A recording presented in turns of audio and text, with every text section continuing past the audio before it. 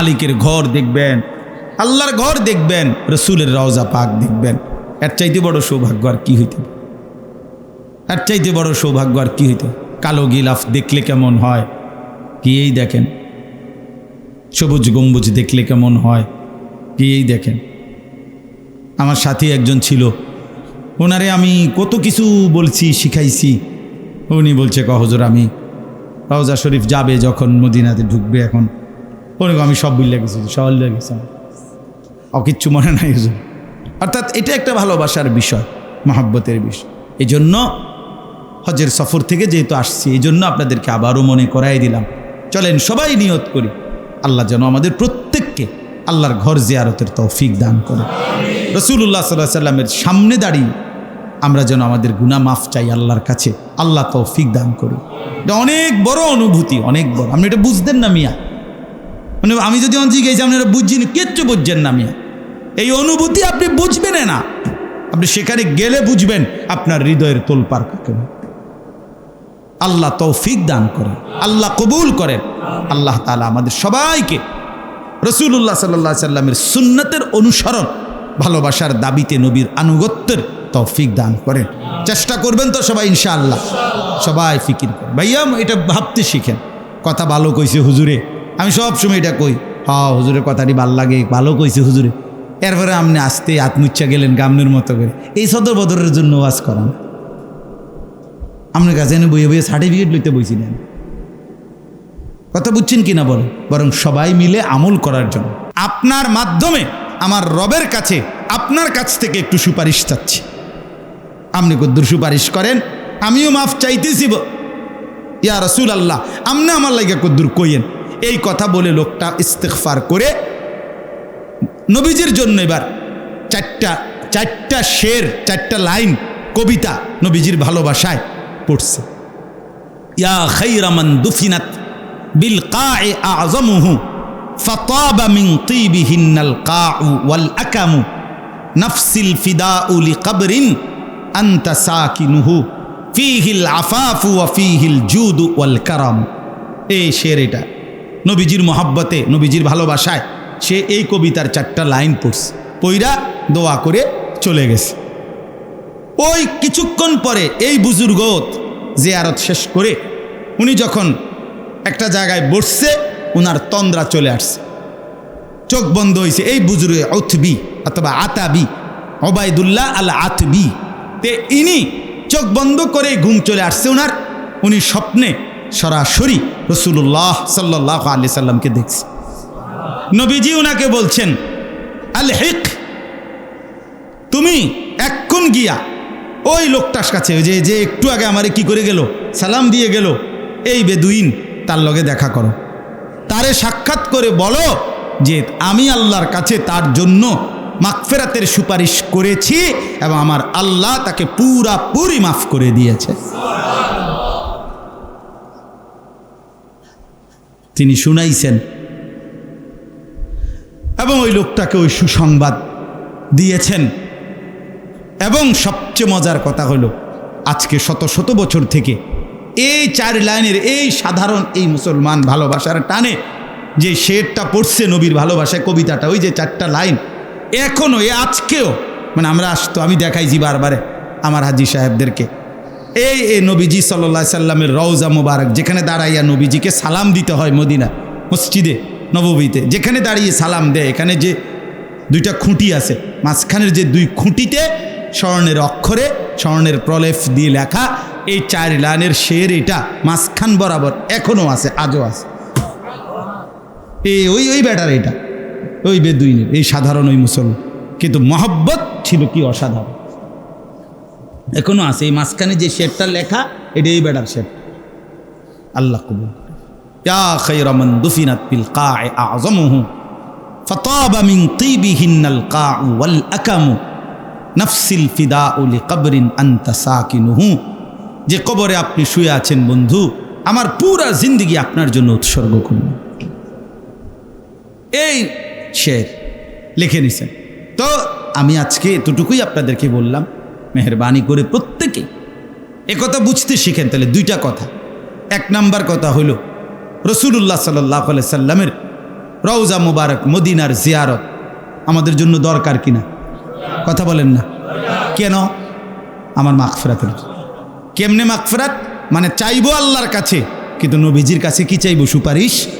আমরাও আগে ছাত্র জীবনে সব সময় দেখছি মোহতামিম সাহেবের থেকে ছুটি আনতে হইলে জিম্মাদার ওস্তাদ একজনের কি লাগে? কদ্দুর সুপারিশ লাগে।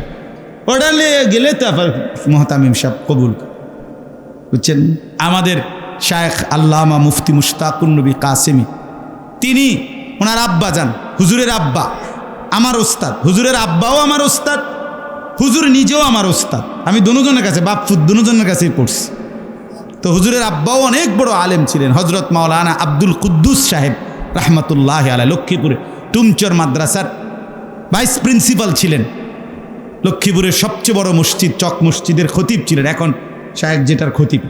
তো উনি সব সময় মদিনা জিয়ারত করে এরপরে মক্কায় যেতেন।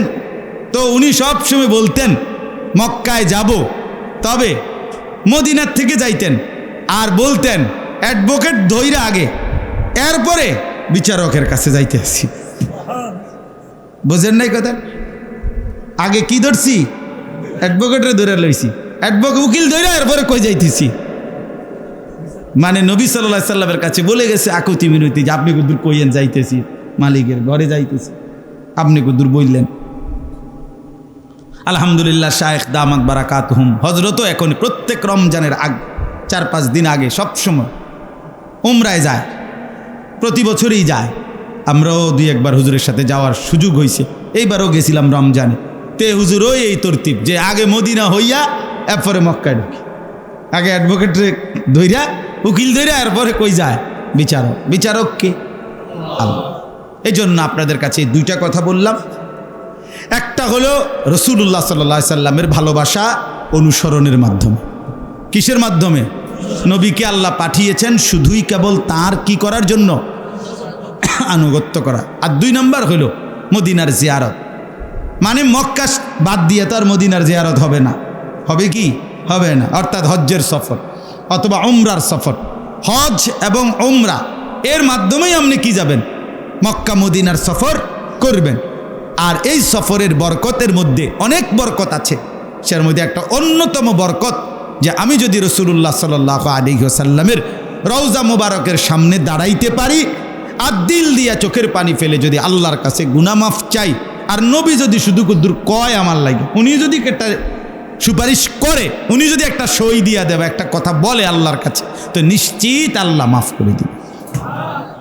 কোরআনুল কারীমের সূরা তাওবার মধ্যে আছে, আল্লাহ তাআলা বলছেন তোমাদের পিতা মাতা, তোমাদের ভাই বেরাদর, তোমাদের স্ত্রী সন্তান, তোমাদের আত্মীয় স্বজন, তোমাদের ব্যবসা, তোমাদের ঘর দুয়ার, তোমাদের জিন্দিগির যত উপার্জন, এই সব কিছুর চাইতে যদি আল্লাহ এবং তার রসুল এবং আল্লাহর রাস্তায় জিহাদ, আহাব্বা ইলাইকুম,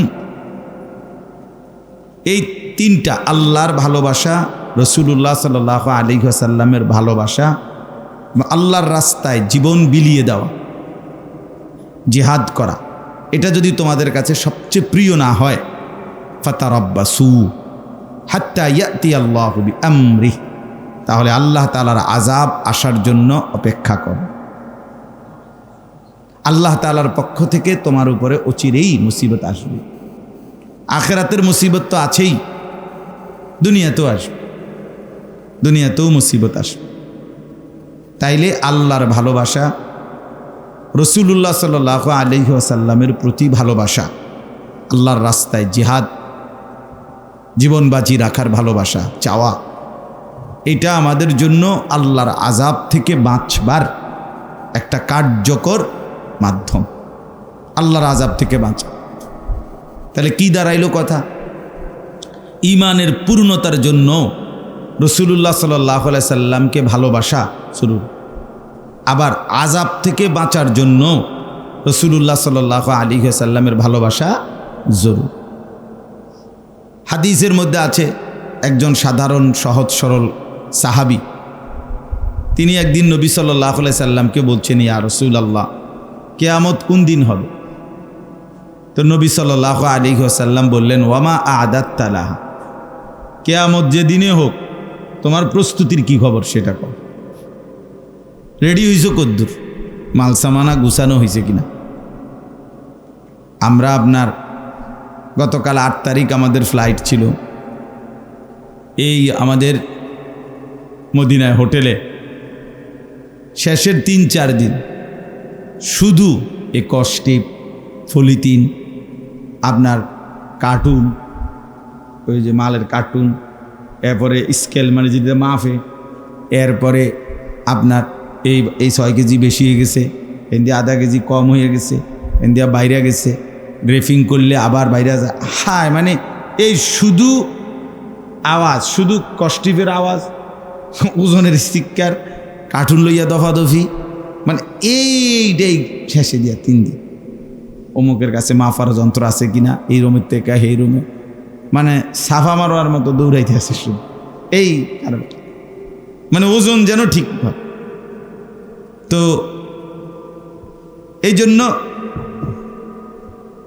এখানে আল্লাহ তাআলা আমাদেরকে বলেছেন স্পষ্টভাবে যে জাহান্নামের আযাব থেকে মুক্তি আর আল্লাহ তাআলার এবং রাসূলুল্লাহ সাল্লাল্লাহু আলাইহি সাল্লামের ভালোবাসা, এটা আমাদের ঈমানের পূর্ণতা এবং আযাব থেকে মুক্তি।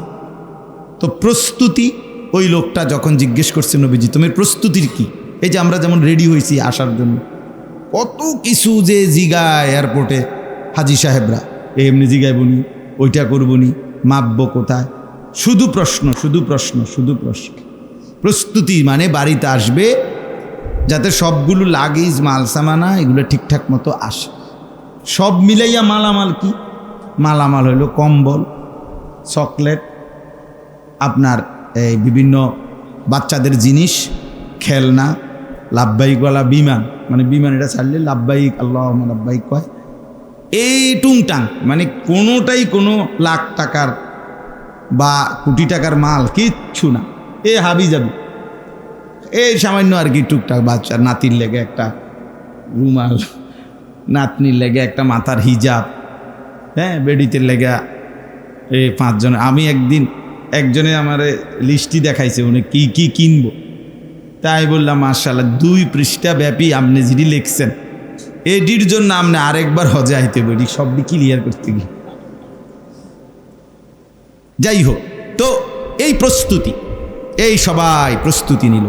ওজন আমাদের যে এজেন্সির মালিক ওশিনিয়ার ইন্টারন্যাশনাল, এটার মালিক যিনি জাফর ভাই ওনার নাম, তো উনি একটা সুন্দর কথা বলছে, কয় দেখেন সৌদি এয়ারলাইন্স বিমানে 23 কেজি করে 46 কেজি 2টা প্যাকেট, 2টা কার্টুন দেওয়া যাবে, এর বেশি হবে না, আইন নিষেধ। এই 23 কেজি ঠিক রাখার জন্য কতবার না হলে এক একজনে 50 বার মাফে, মানে এইটা। এবং কেউ কুদ্দুর কমায়, সবার কথা হলো কুদ্দুর কম হোক, 200 গ্রাম কম হোক, 500 গ্রাম কম, বেশি না হোক। তো উনি কথাটা বলছে, খুব ভালো লাগছে আমার কাছে। উনি বলছে আমাদেরকে সবার সামনে যে দেখেন 23 কেজি করে 46 কেজি ওজন যেন ঠিক থাকে, একটা বিমানে বাড়িতে আসবেন, এইটার জন্য এতবার মাপলেন। হাসরের ময়দানে আমার আপনার জিন্দিগির হিসাবটা যেন ঠিক থাকে, এটার জন্য জিন্দিগিটা কয়বার মাপছে। আমাদেরও তো হিসাব উঠবে, এখানে যেরকম স্কেলে দেয়, হাসরের ময়দানেও তো আমাদের মিজানের পাল্লাতে আমাদের আমল মাপা হবে। তো আমার নামাজটা ঠিক হচ্ছে কিনা, আমার ওযুটা আসলেই সুন্নত মোতাবেক, নবীজির তরিকা মোতাবেক হলো কিনা, আমার গোসল আসলে হচ্ছে কিনা, আমার 2 রাকাত নামাজ ফরজ, ওয়াজিব, সুন্নত, মুস্তাহাব ঠিক মতো আদায় হচ্ছে কিনা, আমি যে খাচ্ছি, উপার্জন করতেছি, এটা আসলেই হালাল কিনা, এইটার জন্য আমাদের পেরেশানি করি।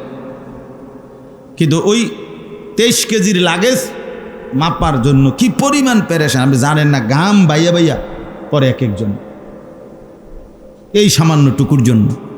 অথচ কোনো আহামরি বলে 1 বস্তা চাইল লইছি, কথা বলছেন, এমন কিচ্ছু না।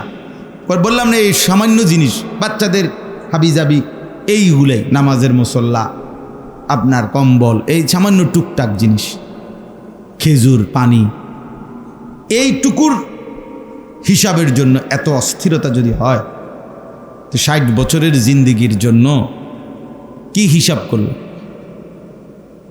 ওয়ালতানজুর নাফসুম মা কদ্দামাত লিগাদ। আল্লাহ তাআলা বলেন, মোমেন প্রত্যেকেই হিসাব করো, খেয়াল করো আগামীকাল আখিরাতের জন্য আজ দুনিয়া থেকে তুমি কি পাঠিয়েছ। ওয়ালতানজুর নাফসুম মা কদ্দামাত লিগাদ। লিগাদ মানে আগামীকাল, গাদিন মানে আগামীকাল। আগামীকালকের কিয়ামতের জন্য আজ দুনিয়া থেকে, এখান থেকেই পাঠাইতে হবে। দুনিয়া আখিরাত সাজাবার জন্য দেওয়া হয়েছিল, আখিরাত বানাবার জন্য, স্থায়ী জিন্দিগি বানাবার জন্য। হায়াত মূলত আখিরাত, জীবন মূলত আখিরাত, এটা শুধু পার করা। ওয়া ইন্না দারাল আখিরাতা লাহিয়াল হায়াওয়ান। আল্লাহ তাআলা বলছে, নিশ্চয়ই আখিরাতের ঘর সেটাই কেবল জীবন, হায়াত, বেঁচে থাকা। এর জন্য প্রকৃত জীবন, হায়াত, এটা আখিরাত। তাহলে প্রস্তুতি কোথায়? কয়বার খেয়াল করছেন জীবনে? রুকুটা হয় কিনা, সেজদাটা হয় কিনা, অজু গোসল হয় কিনা? তাও মাত্র না স্যার, আল্লাহ ভরসা। এটা কি কথা? আরে রাখো চাই হুজুর, সব হুজুরের দ্বারা গেলে হুজুর আরো কত মাসলা বাইর করব, এরকম কথা বলে। এমন বেয়াদব নাই? কথা বলেন না কেন? আরে বেটা, হুজুর তো মাসালা বাইর করিয়া দুনিয়া তোরে শুধরাইয়া ঠিক করে দিবে, কিন্তু কবরে কে ঠিক করবে? তখন হাসরের ময়দানে কে ঠিক করে দিবে? এখন তো হুজুরদের কাছে আসলে লাভ আছে, ঠিক করে দিল, ভুলটা শুধরাইয়া দিল, তো তখন আফসুস করে কি লাভ হবে বলেন? এই হজ্জের সফরেও আমি পরে হজ্জের শেষে কিছু বিষয় নিয়ে আমার আলাগত অনেকরে বলছি, যে আমার সাথে বিভিন্ন কথার প্রেক্ষাপটে অনেকেই এই আফসুস করছে যে হুজুর ইন্নালিল্লাহ, যদি এটা জানতাম আগে তো আমি এটা ছাড়লাম না। কথা বুঝি? তাইলে এই 13ই জিলহজ পাথর মারা, রাসূলুল্লাহ সাল্লাল্লাহু আলাইহি সাল্লাম পাথর মারতেন। অধিকাংশ একেবারে শতকরা 99, 99.5 জন বাংলাদেশি হাজি পাথর মারে না। কেন? এটা মুস্তাহাব। মুস্তাহাব, এটা দিয়ে কিরবার করে। ওরা তো বেহেস্তের বুঝ হইয়া গেছে আগের দিন, উনি এত সওয়াব দিয়ে করবে কি? অথচ উনি গেছেই হজ করতে, এখানে গেছেই হজ করতে, একটু কষ্ট করতে, এটা করতে রাজি না। কথার কথায় অসংখ্য এমন বিষয় আছে, একটু কষ্ট হবে, শুধু এই শরীরে হাঁটতে এখন আর ক্লান্তি লাগতেছে, এইটুকুই কারণ, আর কিচ্ছু না। না, করবে না। ওনার নেকির দরকার, এত নেকি দিয়ে আমি করব কি? এই যে বললাম, মানে খামখেয়ালি, গাফলতি, আখেরাতের ব্যাপারে বেখবরি। অথচ আখেরাতে আমাদের জিন্দিগি ওজন হবে না? কথা বলেন, ওজন হবে কি না? যাই হোক, ফিরে আসি ওই কথায়। ওই সাহাবী নবী সাল্লাল্লাহু আলাইহি ওয়াসাল্লাম তাকে বললেন, তুমি আখেরাতের যে দিনে হোক প্রস্তুতিটা কি তোমার সেটা বলো। তো নবী সাল্লাল্লাহু আলাইহি সাল্লামের কথার জবাবে ওই সাহাবী বললেন, ইয়া রাসূলুল্লাহ, আমার আমল স্বাভাবিক ফরজ ওয়াজিব সুন্নতে মুআক্কাদা সেগুলো তো আমি করতেছি, কিন্তু বাকি আমলের পরিমাণ অনেক বেশি এমন না, সামান্যই আমার আমল। তবে আমি একটা কথা দিল থেকে নবী বলি, ইন্নী উহিব্বুল্লাহ ওয়া রাসূলা, আমি আল্লাহ এবং তার রসুলকে ভীষণ ভালোবাসি। অর্থাৎ ভালোবাসার দাবিতে আমি অনুসরণ করতেছি, আরও বাড়াইতে চাইতেছি। ভালোবাসি বলেই নিয়মিত আমল যতটুকু পারতেছি করতেছি। তো আল্লাহ নবী সাল্লাল্লাহু আলাইহি সাল্লাম বললেন, ঠিক আছে, তাহলে তুমি নিশ্চিন্ত হও, আল মারউ মাআ মান আহবাব, প্রত্যেক মানুষ বা আহবাব, তুমি যাকে ভালোবাসছো, যাকে তুমি ভীষণ ভালোবাসো, হাসরের ময়দানে তুমি তারই সঙ্গী হবে, তারই সঙ্গী হবে। আল মারউ মাআ মান আহাব্বা, প্রত্যেক ব্যক্তি সে যাকে খুব পছন্দ করে হাসরের ময়দানে সে তারই সঙ্গী হবে, তার সাথেই হবে। তাহলে অতএব এই হাদিস দ্বারাও বোঝা গেল হাসরের ময়দানে যে ব্যক্তি প্রিয় নবী সাল্লাল্লাহু আলাইহি সাল্লামকে ভীষণ ভালোবাসবে সে হাসরের ময়দানে নবী সাল্লাল্লাহু আলাইহি ওয়াসাল্লামের সঙ্গী হবে, তার সাথে দাঁড়াবে, তার পাশে থাকবে, তার কাছাকাছিতে দাঁড়াবে। এত মানুষ, এত কোটি কোটি মানুষ আল্লাহর নবীকে ভালোবাসে, তো সবাই একসাথে দাঁড়াইলে আপনি বলেন যে কেমনে একসাথে দাঁড়াবে, পাশে দাঁড়াইবে কেমন? এত মানুষ তো আমি অনেক পিছিয়ে যাব না, কেমনে একসাথে দাঁড়াবে সেইটা আপনার চিন্তার বিষয় না, সেটা হাসরের ময়দানে গেলেই আপনি দেখবেন। কোরআন শরীফে আছে সমস্ত জান্নাতীরা জান্নাতের মধ্যে যখন বসবে প্রত্যেকেই প্রত্যেকের মুখোমুখি বসবে, কেউই কি কারো পিঠ দেখবে না। ও আকবালা বা'দুহুম ইলা বা'দিন, তো তাইলে আপনি কোন তো 10 কোটি মানুষ, 100 কোটি মানুষ, কোটি কোটি মানুষ জান্নাতি, তো এত মানুষ একসাথে মুখোমুখি, কেউ কারো পিঠ দেখবে না, তো কেমনে বই বইটা কত বড় রুম লাগবে, কেমনে সিস্টেম করবে? তো এইগুলা সব আপনি সেখানে গেলেই দেখ ইনশাআল্লাহ। তা যাই হোক, আমার বলার উদ্দেশ্য ছিল প্রিয় নবী সাল্লাল্লাহু আলাইহি ওয়াসাল্লামের ভালোবাসা। নবী সাল্লাল্লাহু আলাইহি সাল্লামকে ভালোবাসার কথা আল্লাহর কোরআনে আছে কিনা বলেন? রাসূলুল্লাহ সাল্লাল্লাহু আলাইহি সাল্লামের হাদিসে আছে কিনা বলেন? 3টা উদাহরণ দিয়ে বুঝাইলাম। 1 নাম্বার হলো ঈমানের পূর্ণতার জন্য রাসূলুল্লাহ সাল্লাল্লাহু আলাইহি সাল্লামের ভালোবাসা জরুরি। 2 নাম্বার হলো জাহান্নামের আযাব, আল্লাহর আযাব থেকে বাঁচার জন্য রাসূলুল্লাহ সাল্লাল্লাহু আলাইহি সাল্লামের ভালোবাসা জরুরি। আর 3 নাম্বার হলো নবী সাল্লাল্লাহু আলাইহি সাল্লামের সঙ্গী হওয়ার জন্য হাসরের ময়দানে, এর জন্য নবী সাল্লাল্লাহু আলাইহি সাল্লামকে ভালোবাসা ভীষণ কি জরুরি, ভীষণ জরুরি। এখন আসেন, ভালোবাসার এই প্রশ্ন, এই দাবি করলে বা বললে আলহামদুলিল্লাহ প্রত্যেকে একবারে, আমাদের সেলিম ভাই থেকে শুরু করে এদিক থেকে যদি আমরা একজন একজন করে জিজ্ঞেস করি যে নবী সাল্লাল্লাহু আলাইহি সাল্লামকে ভালোবাসতে রাজি তো, সবাই বলবেন জি, হ্যাঁ এটা আমরা বুঝি, এটাই আমরা বলবো জবাবে, ঠিক না? বা ভালোবাসেন কি না? হ ভালোবাসি। এই যে ভালোবাসা, কিন্তু এই ভালোবাসা কখন হয়, কেমনে বুঝায়, কি দিয়া হয়? আপনি শুধু দাবি করলেন আপনি নবী সাল্লাল্লাহু আলাইহি সাল্লামকে ভালোবাসি, এটা বললেন, এটা তো যথেষ্ট না বাপ, কোনোভাবেই না, কোনো যুক্তিতেই না। আপনার শুধু মুখের বলন দ্বারাই প্রিয় নবী সাল্লাল্লাহু আলাইহি ওয়াসাল্লামকে ভালোবাসেন আপনি কেমনে বুঝাবেন? এই শুধু বললেই হয়ে যাবে কেমনে? আমি আমার কাফেলার যে কয়েকজনের দাড়ি ছিল না প্রথম, তো প্রথমেই বলছি, আমি বললাম যে দেখেন আমার একটা অনুরোধ, কয়েকদিন পরে নবী সাল্লাল্লাহু আলাইহি ওয়াসাল্লামের রওজা মোবারক মদিনায় আপনারা যাবেন, নবী সাল্লাল্লাহু আলাইহি সাল্লামের সামনে দাঁড়িয়ে সালাম দিবেন। নবীজির রওজায়, নবী সাল্লাল্লাহু আলাইহি সাল্লাম রওজা মোবারকের মধ্যে জীবিত, হায়াতুন নবী, সম্পূর্ণ সশরীরে তিনি কি জীবিত? বলেন আলহামদুলিল্লাহ। তাইলে জীবন্ত নবীর সামনে দাঁড়িয়ে আপনি সালাম দিবেন, তো এই দাড়িবিহীন চেহারা নিয়া কেমনে দিবেন? কেমনে সালাম দিবেন?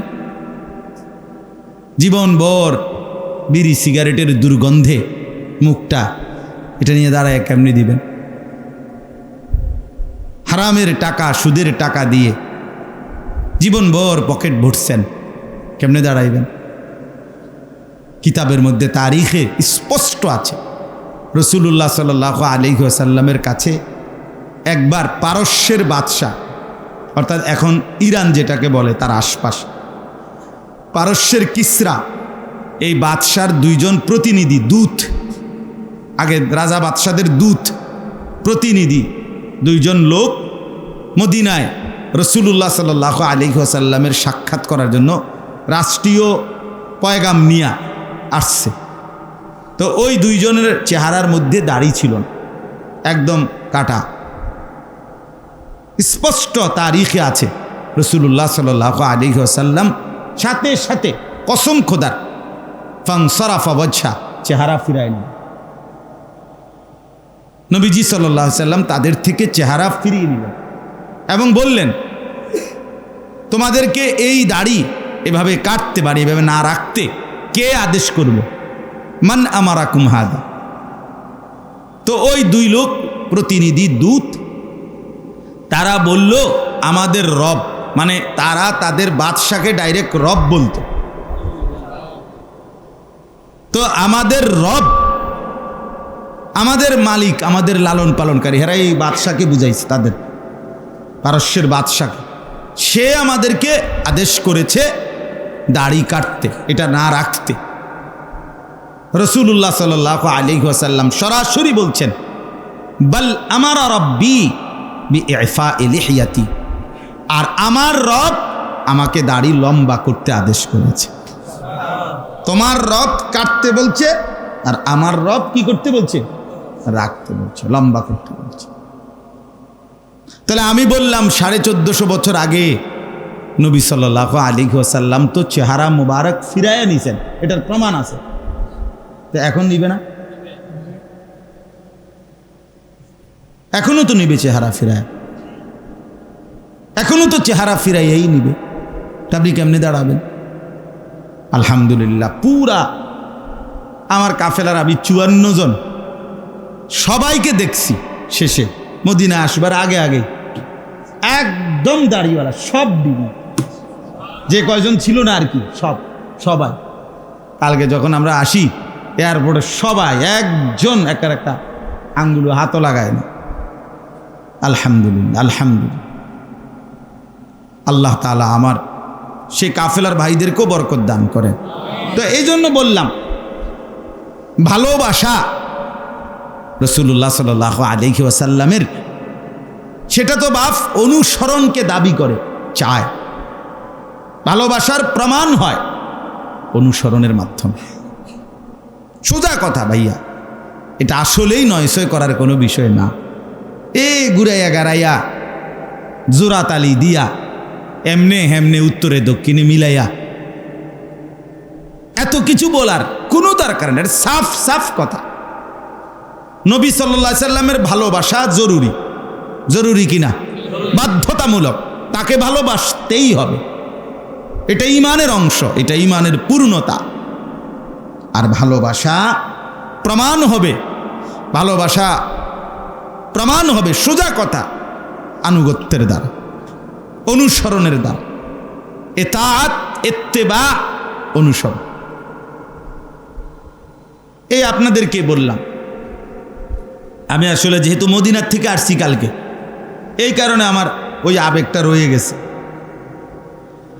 রাসূলুল্লাহ সাল্লাল্লাহু আলাইহি ওয়াসাল্লামের ভালোবাসা, মানুষগুলো রওজায়ে আতহারের সামনে দাঁড়িয়ে কাঁদে, কত মানুষ কাঁদে।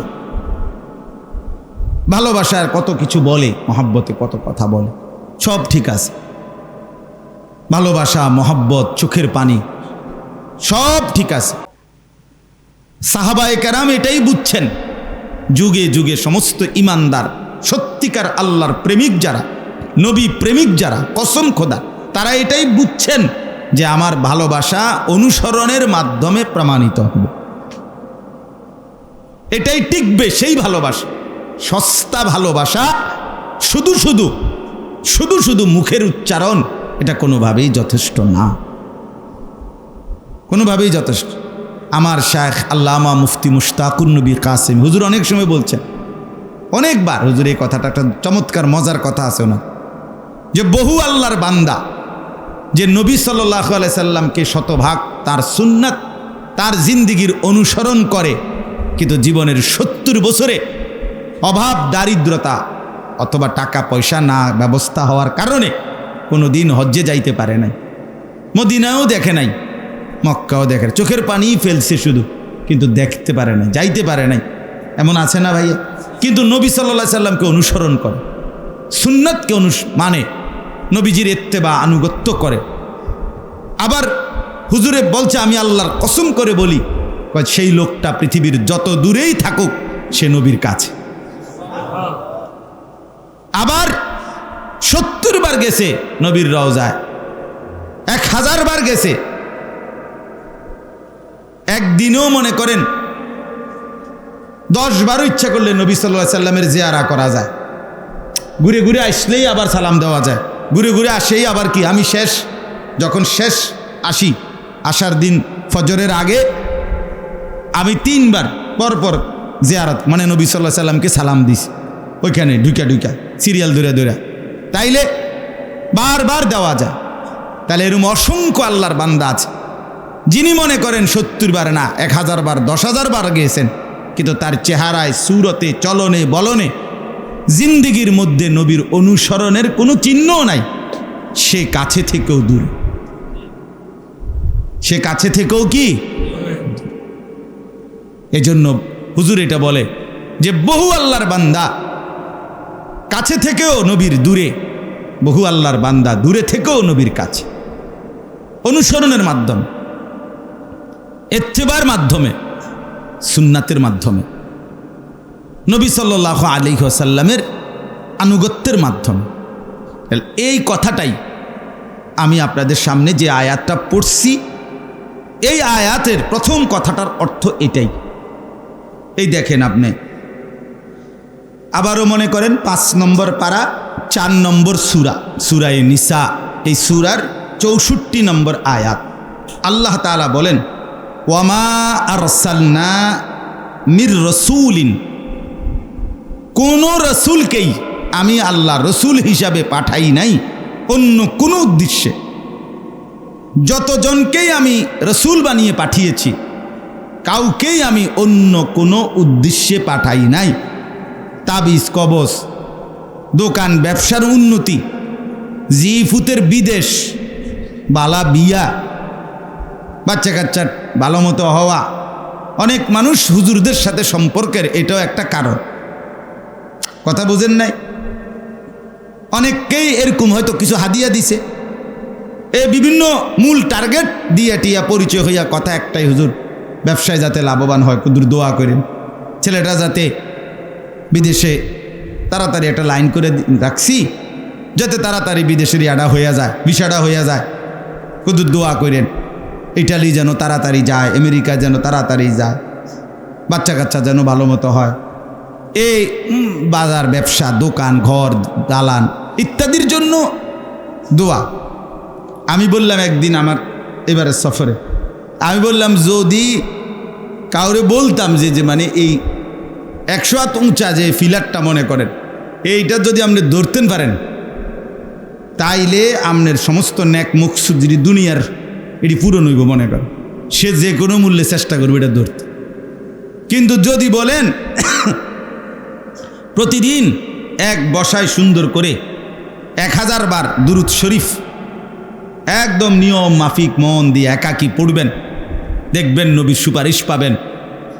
দেখবেন আপনি এইখানে আইসা আপনি অধিকাংশ লোকে আর পাইতে, যেটা আমল ধারাবাহিক করতে হবে ওইটার মধ্যে লোক পাওয়া যায় না, কম আছে, নাই যে এটা না। কিন্তু ওই আশ্চর্য কিছু কইবেন, হ্যাঁ এইটার জন্য কি রাজি। তাইলে আল্লাহ রসুল সাল্লাল্লাহু আলাইহি ওয়াসাল্লাম সহ পিছনের সমস্ত নবীকে আল্লাহ তাআলা মানুষের কোনো দুনিয়াবির উন্নতি এর জন্য পাঠায়নি। ওমা আরসালনা মির রাসূলিন, একজনকেও আমি রসুল বানিয়ে পাঠাই নাই অন্য কোনো উদ্দেশ্যে। তো বলে কি উদ্দেশ্যে পাঠাইছেন?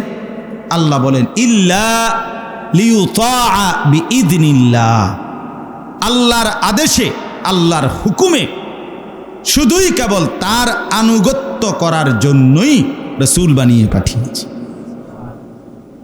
আর কেমনে কইতো?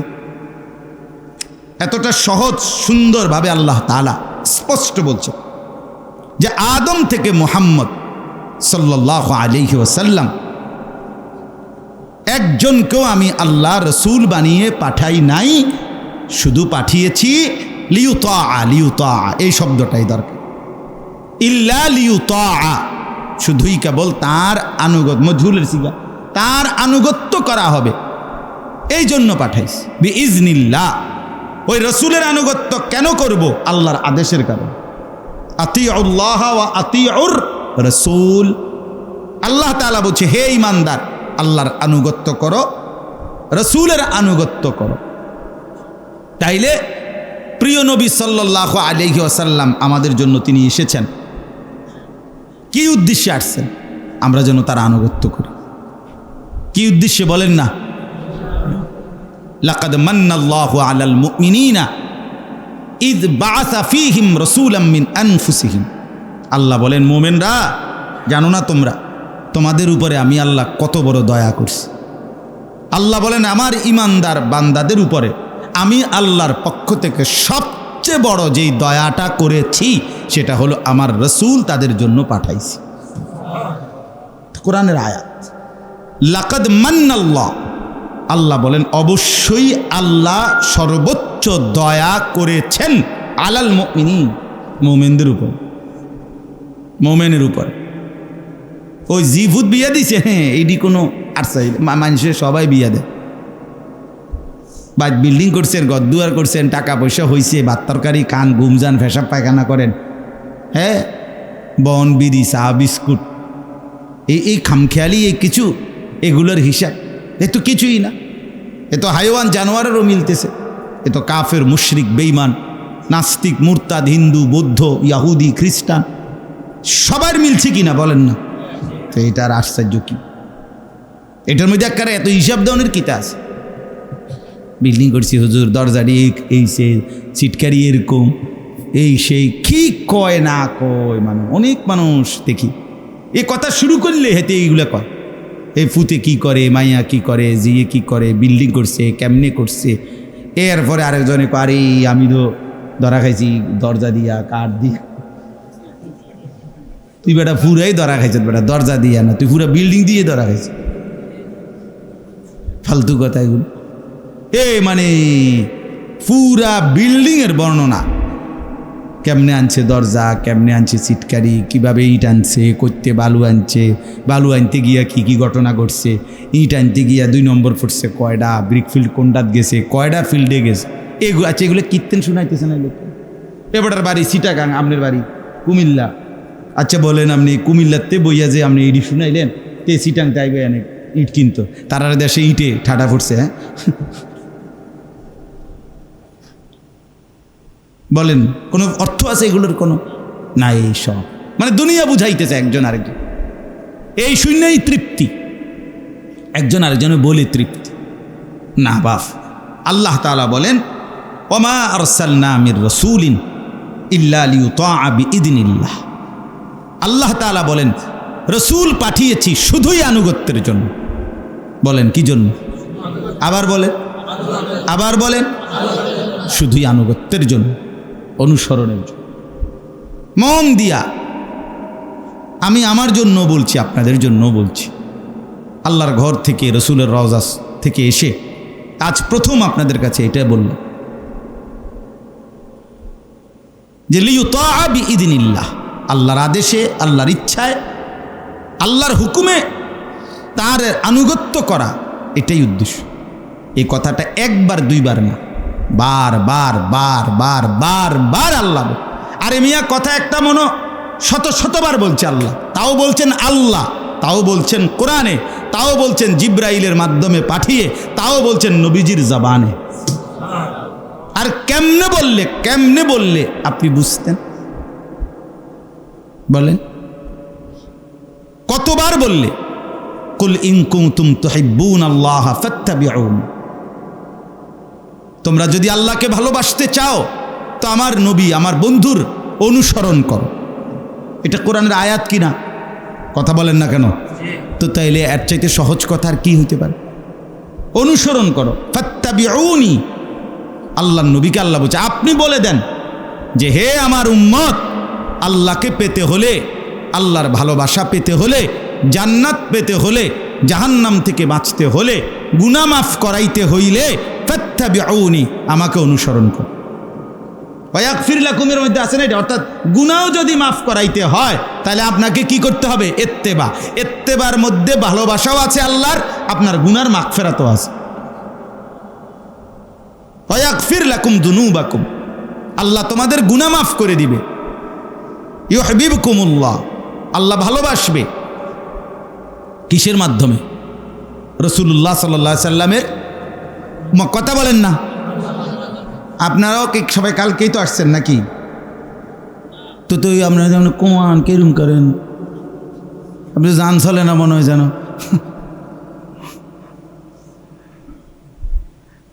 তাইলে রাসূলুল্লাহ সাল্লাল্লাহু আলাইহি ওয়াসাল্লামের আনুগত্যের মাধ্যমে, অনুসরণের মাধ্যমে আল্লাহর ভালোবাসা মিলবে, আমাদের গুনাহের মাগফিরাত আল্লাহর কাছ থেকে মিলবে, আল্লাহর কাছ থেকে মিলবে। এখন গুনাহ মাফ নেওয়ান, আল্লাহর কাছ থেকে গুনাহ মাফ করানো, এটা আমাদের জন্য কি পরিমাণ দরকার, দরকার কি না বলেন নাকি? গুনাহ মাফ না করাইলে আপনি বেহেশতে যাবেন কেমনে, মাফ পাবেন কেমনে? হাদিসে স্পষ্ট আছে, ওয়াকুল্লুহুম আতিহি ইয়াউমাল কিয়ামাতি ফারদা। আরে কোরআনে আল্লাহ বলছে প্রত্যেকটা বান্দাকে একজন একজন করে কিয়ামতের দিন ফারদান আই ওয়াহিদান, একজন একজন করে আমি আল্লাহর সামনে হিসাব দেওয়ার জন্য দাঁড়াইতে হবে।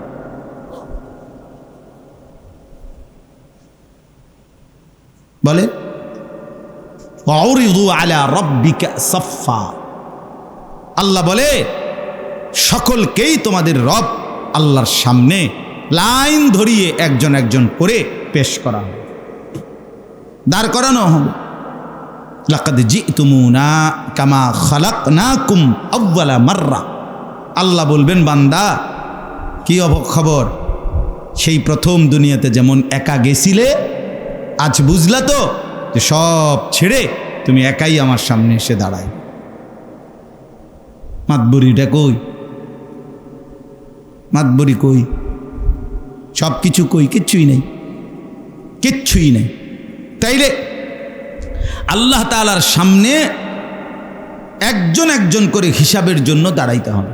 তো সেখানে নবী সাল্লাল্লাহু আলাইহি সাল্লাম বলেন আল্লাহর কাছে, নবীজি বলছেন উম্মত শোনো, যদি আল্লাহ তাআলা একজন লোকেরও শুধু কেবল হিসাবটা দেখার জন্য একটা পৃষ্ঠাও খুলতে বলে, আমল নামার খাতাটা যদি আল্লাহ দাঁড় করাইয়া বলে যে একদিনের হিসাব দাও, 1 ঘন্টার হিসাব দাও, এটা যদি বলে মান নুকিশা উযিবা, তাহলে ধরে নাও তোমারে জাহান্নামে যাইতে হবে,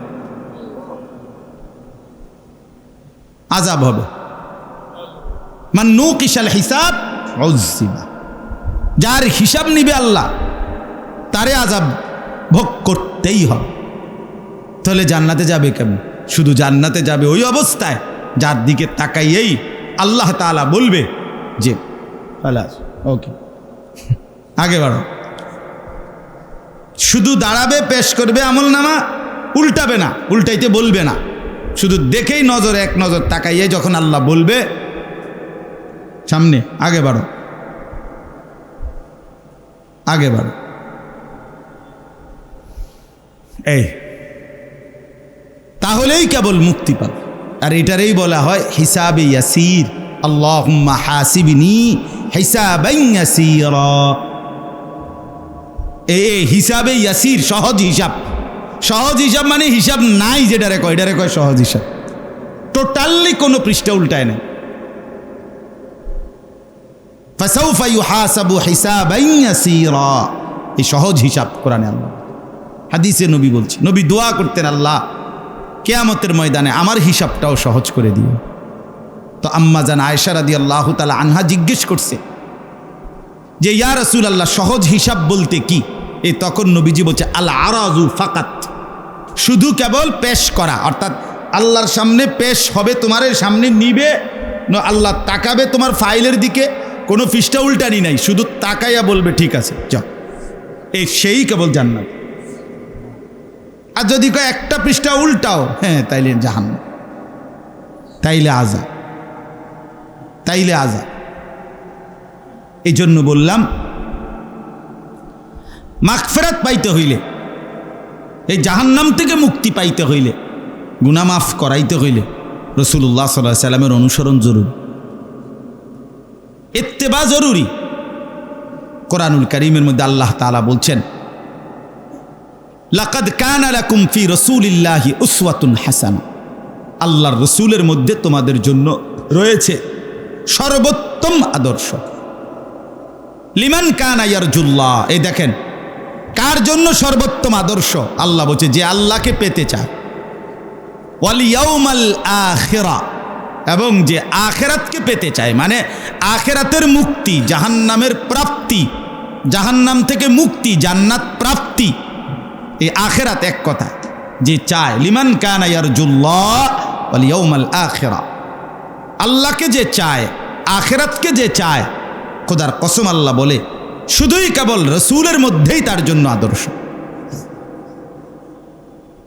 ওয়া যাকারাল্লাহ কাসীরা, এবং যে বেশি বেশি আল্লাহ তাআলার জিকির করে তার জন্য রসুলের মধ্যেই উত্তম আদর্শ।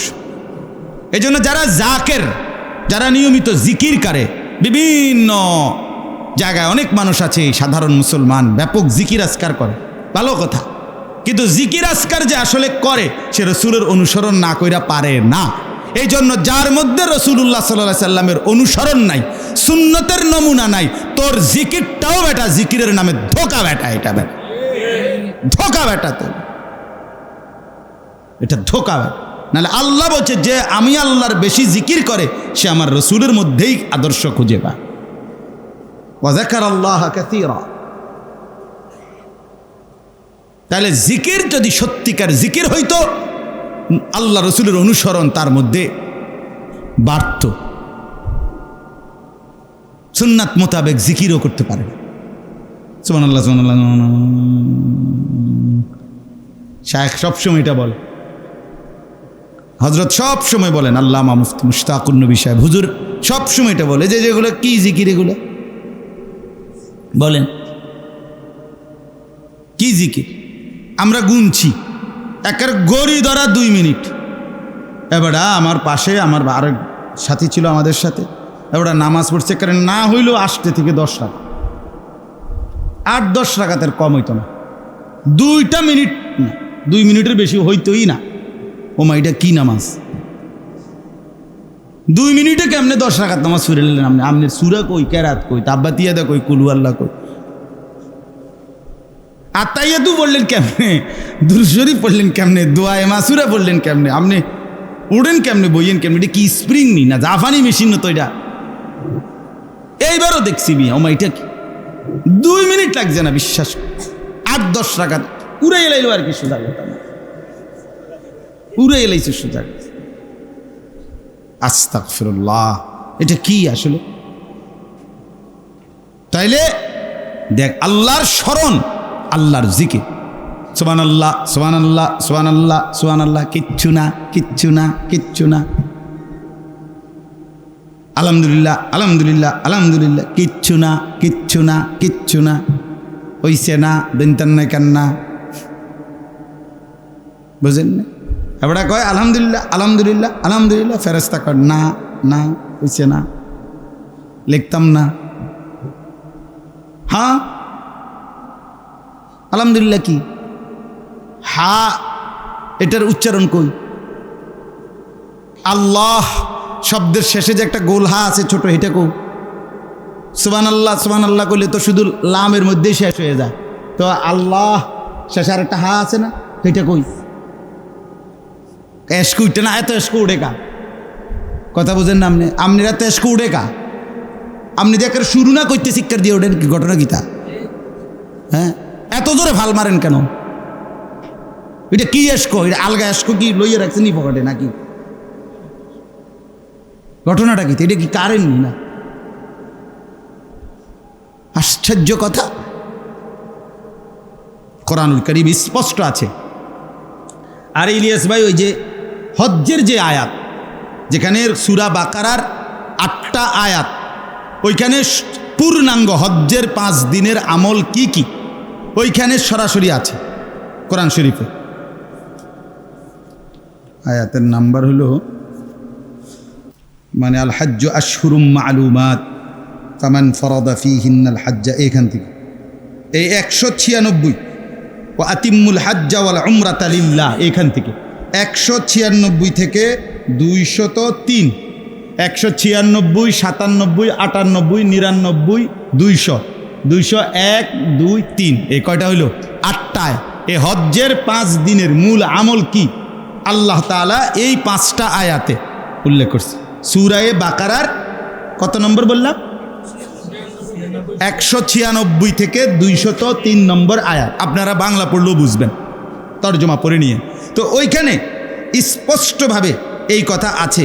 আল্লাহ তাআলা বলেন এই হজ্জের 5 দিনের যা আমল, মিনা, আরাফা, মুজদালিফা, আবার মিনা, মেন কাজটা হলো এইখানে হারাম শরীফ, তাওয়াফে জিয়ারত, সাই, এসব মিলাইয়া এইখানের মূল ডিউটিটা কি?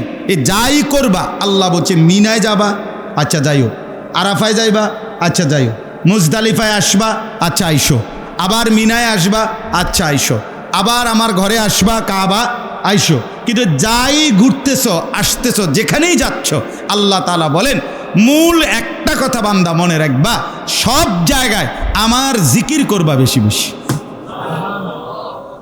টার্গেট কয়টা? একটা মেন টার্গেট, উযকুরুল্লাহ উযকুরুল্লাহ উযকুরুল্লাহ ফাইদা আফাদতুম মিন আরাফাতিন ফাযকুরুল্লাহ। এই যে আরাফাত থেকে আসতেছো ক্লান্ত, আরে না, জিকির করো, জিকির করো। ফাইদা কাদাইতুম মানাসিকাকুম ফাযকুরুল্লাহ।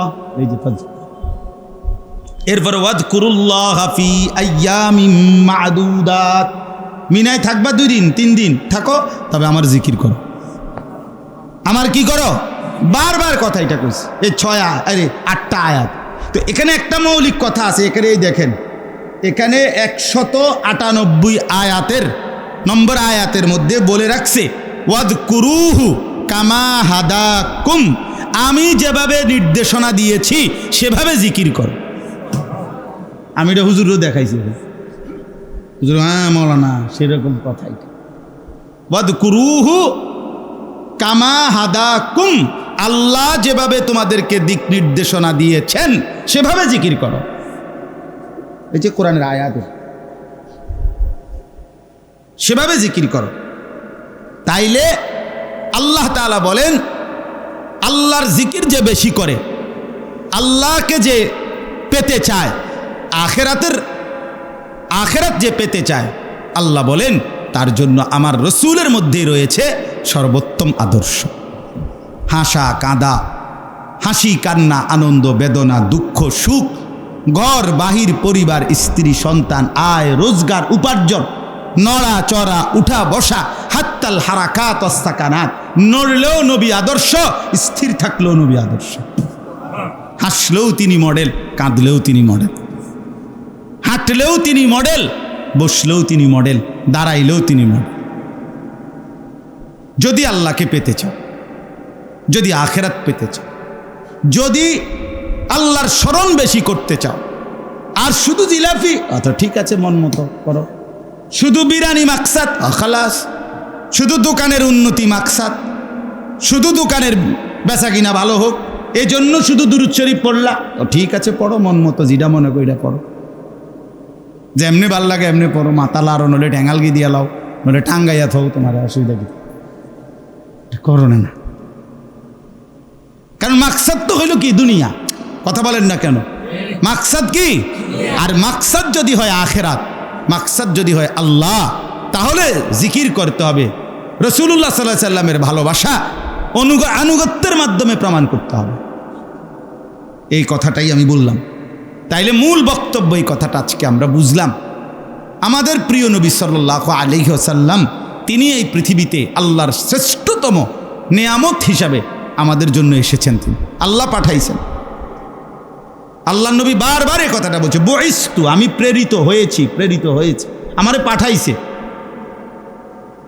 নবীজি বলতেন আনা দাওয়াতু আবি ইব্রাহিম, আমার পূর্বপুরুষ, আমার বড় বাপ অর্থাৎ আমার পূর্বপুরুষ ইব্রাহিম আলাইহিস সালাম, আমার আব্বা, উনি আমার জন্য দোয়া করছিলেন আল্লাহর কাছে, আমি সেই দোয়ার ফসল হিসাবে জমিনে আসছি।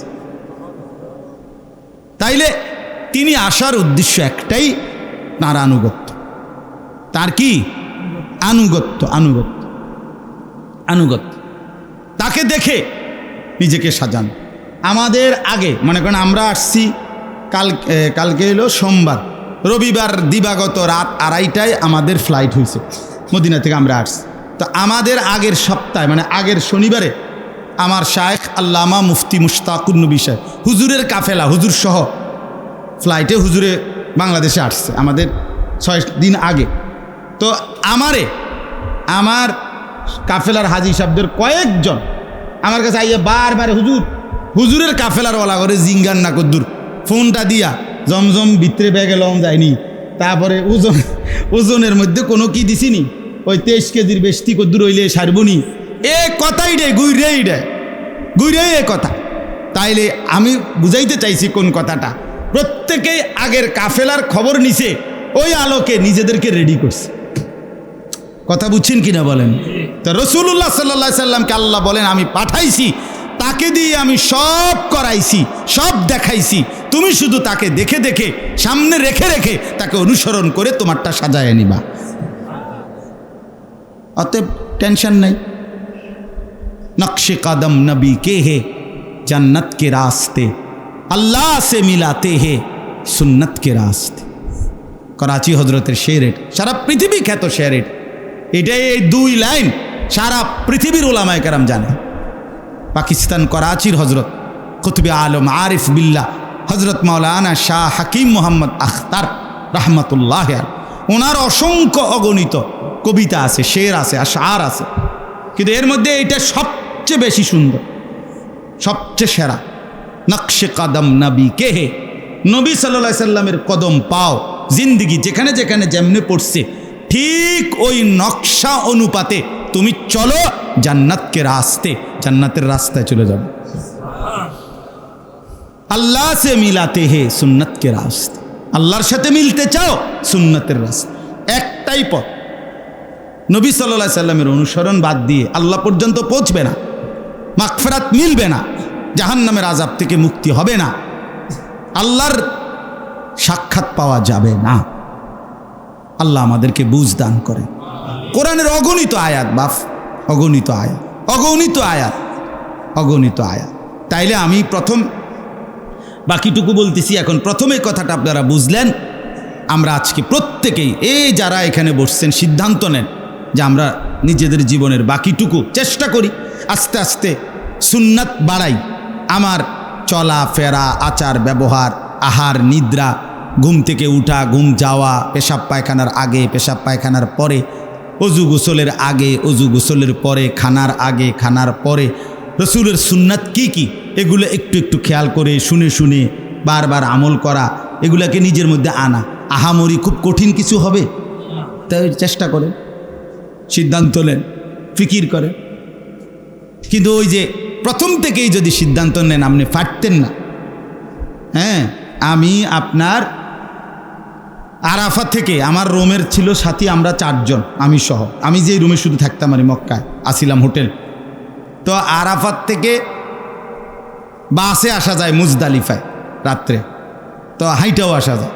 তো আমি আমার রুমের 3 জনকে বুঝাইয়া বললাম যে দেখেন বাসে অনেক কষ্ট, বাসে জ্যাম বাজ্যা থাকে, ওই দিন রাত্রে 5 মিনিটের রাস্তা, কিন্তু কখনো কখনো 4 ঘন্টা 4.5 ঘন্টাও লাগে। আমরা হাঁটতে থাকি 1.5 থেকে 2 ঘন্টায় আমরা পৌঁছে যাব আরামসে, তালবিয়া পড়তে পড়তে, লাব্বাইক পড়তে পড়তে।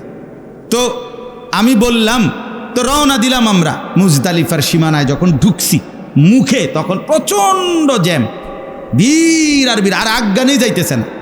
তা আমার সাথী একজন বলতেছেন যে জ্যামনে হুজুর ডাইনে বামে একখানে বই তুইব, আমার ঘাম আর ভাল লাগতেছে, পারতেছে। আমি শক্তভাবে বললাম অসম্ভব কথা, এখানে আপনি যদি দাঁড়ান তাহলে আপনার মরণ নিশ্চিত, এই ধাক্কা খাইয়া আপনি মরেই যাবেন। এই তালের উপরে আপনাকে হাইটা যাইতে হইব সামনের দিকে, কুদ্দুর হাইটা গেলে যখন জ্যামটা কমে যাবে, ফাঁকা হবে, তখন আপনি দাঁড়াইবেন। তাইলে আমার বলার উদ্দেশ্য হইল, আপনি যদি শুরু করেন, নিয়ত করেন যে আমি পালন করবো, আমি যামু গন্তব্যে, তার ঠিকই যাইতে পারবেন। আপনি শুরু করবার আগে যদি এনে থাকতে কন না আমি পারতাম না, তো আপনি জীবনেও গন্তব্যে পৌঁছতে পারবেন। তাহলে আপনি নবীজির শেখানো দোয়া পারেন না, তো আর কোনোদিন শিখবেন না। সিদ্ধান্ত নিয়ে নিছেন আপনি পারেন না, আমি আর পারতামও না, তো এইটা কোনো কথা হইল না। আমি সুন্নত মেসওয়াক করিলাই ইতিপূর্বে, আর করতামও না, তো তাহলে হইব কেমনে? নবীজি কিভাবে ঘুমাইতেন আমি এইটা আগেও পালন করি নাই আর এখন আর পালন করে হুদা করতাম না, তাহলে আপনি আগাইবেন কেন? যেটুকু সময় আছে হাতে হায়াতের এটুকুই কাজে লাগাই। 100টা আমি করতে, হুজুর আমরা কি আর আপনার মতো সবডি পারবেন না? আপনাদের কইছি না তো সবডি, আপনি 100টার মধ্যে 30টা আগাক না, কথা বলেন না কেন? একটা শুরু করেন না, নতুন একটা সুন্নত নতুন শুরু করেন। মসজিদে ডান পাও দিয়া ঢুকা, এটা খেয়াল করে ঢোকেন না। বাথরুমে টয়লেটে বাম পাও দিয়া ঢুকা, এটাই শুরু করেন না। কথা বোঝেন নাই আপনার? একটা শুরু করেন, একটা কিছু করেন না। ডান দিকে কাত হইয়া ঘুমানো, এটা শুরু করেন না। না হইতো না, আমার কামনে হইতো না। আপনি কি মাথার তলে মাথা নিচে দিকে দিয়া পাওয়ালগি দিয়ে নিয়ে হতেন? কথা বলেন না কেন? আপনি কোনো না কোনো দিকে কাত হইয়া ঘুম যান কি না, তো সেটা ডান দিকে কাত হইয়া শুইলে আপনার সমস্যাটা কি বলেন? আমরা বাথরুম টয়লেটে পাও দিয়া ঢুকি না মাথা দিয়া ঢুকি, তো এটা বাম পাও দিয়া ঢুকলে সমস্যা কি? আল্লাহ আমাদেরকে বুঝ দান করেন। এখন আসেন একটা কথা দ্বিতীয় যে অংশটা বলার জন্য, সেটা হইল ওই একটা আয়াত আগে পড়ে শুনাইলাম একটু আগে, যে আল্লাহ তাআলা বলেন যদি আল্লাহকে ভালোবাসতে চাও তাহলে আমার নবী বন্ধু আপনি বলেন যে তোমরা আমাকে অনুসরণ করো, তাহলে কি হবে? ইউহিব্বুকুমুল্লাহ ওয়া ইয়াগফির লাকুম যুনুবাকুম, তাহলে আল্লাহ তোমাদেরকে ভালোবাসবে আর তোমাদের গুনাহ আল্লাহ মাফ করে দিবে। তাহলে মাগফিরাত পাওয়ার জন্য নবী সাল্লাল্লাহু আলাইহি সাল্লামকে ভালোবাসা কি জরুরি?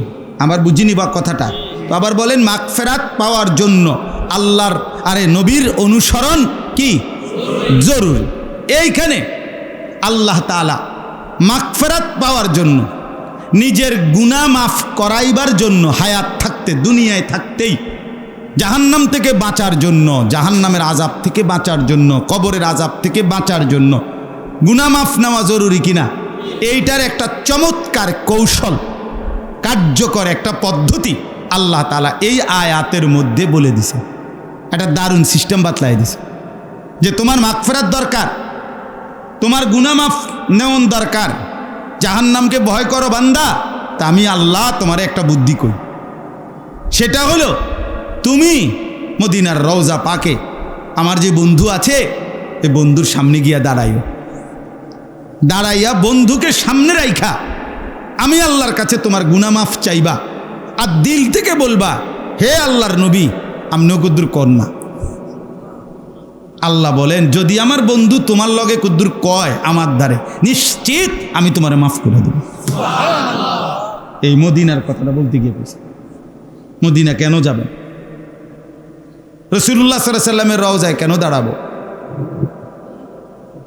এই যে আল্লাহ বলেন ওয়ালাউ আন্নাহুম ইয যালামু আনফুসাহুম, আমার বান্দারা যদি জীবনভর গুনাহ করতে করতে, নাফরমানি করতে করতে একেবারে জীবনের উপরে জুলুম করে ফেলে, অর্থাৎ এত বেশি গুনাহ করছে আর জীবনের উপরে কোনো আশা ভরসা নাই, আশা ভরসা নাই, একেবারে শেষ করে দিছে জীবনটা গুনাহ করতে করতে। অনেক মানুষ আছে দুনিয়ার লাইনে, অনেকে বলে যে নেশা করতে করতে সে জীবনটা, লাইফটা কি করে দিছে, শেষ করে। জিনা ব্যভিচার করতে করতে, নারীর সাথে অবৈধ কাজ করতে করতে অসংখ্য যুবক তার জীবনটা একদম কি করে ফেলছে, শেষ করে ফেলছে। নিজের হাত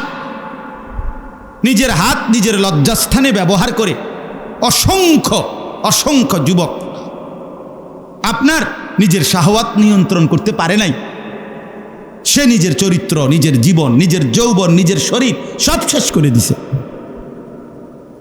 করে দিছে। তো এরকম অনেক মানুষ আছে যেটা কথায় প্রসঙ্গে বলে যে সে তার জীবনটাকে কি করে দিছে, শেষ করে দিছে। কিসের মাধ্যমে? গুনার মাধ্যমে। তা আল্লাহ বলেন আমার বান্দারা যদি গুনাহ করতে করতে জীবন শেষ করে ফেলে, একেবারে নিজের উপরে জুলুম করে ফেলছে, এরপরে যদি জাউকা বন্ধু তারা যদি আপনার সামনে আসে, জীবিত অবস্থায়ও মৃত্যুর পরে, সেম হুকুম সরাসরি। নবী সাল্লাল্লাহু আলাইহি ওয়াসাল্লামের আদব, সম্মান, ইজ্জত, আজমত, আনুগত্য, অনুসরণ, নবীজির শ্রদ্ধা, সব কিছু খোদার কসম তিনি সরাসরি দুনিয়ার হায়াতে যখন ছিলেন তখন যেমন এখন তিনি কবরে আছেন এখনো তেমন, একদম বরাবর, একদম বরাবর। নবীজি বলছেন এখন আমার সামনে দাঁড়াইয়া আমার জিয়ারত যে করে, আমার সামনে দাঁড়ায়, সে যেন কামান জারানি ফি হায়াতি, দুনিয়ার জীবনে আমার হায়াত থাকাকালীন যেভাবে আমার জিয়ারত করছে ঠিক যেন এরকম সরাসরি সমান। নবী সাল্লাল্লাহু আলাইহি সাল্লামের জীবিত থাকাকালীন যেমন নবীজির সামনে উচ্চস্বরে কথা বলার অনুমতি ছিল না, নবীজির ইন্তেকালের পরেও সাহাবায়ে কেরাম কোনোদিন নবীজির এই মদিনায় মসজিদে নববীতে রওজা শরীফের সামনে উচ্চস্বরে কথা বলেননি। ইন্তেকালের পরে হযরত ওমর রাদিয়াল্লাহু তাআলা আনহুর জামানায় একবার একজন লোক মসজিদে নববীতে রওজা শরীফের পাশে মুসলমান ইমানদার বয়ান করতেছিলেন, কথা বলতেছিলেন, একটু জোর আওয়াজে কথা বলছে।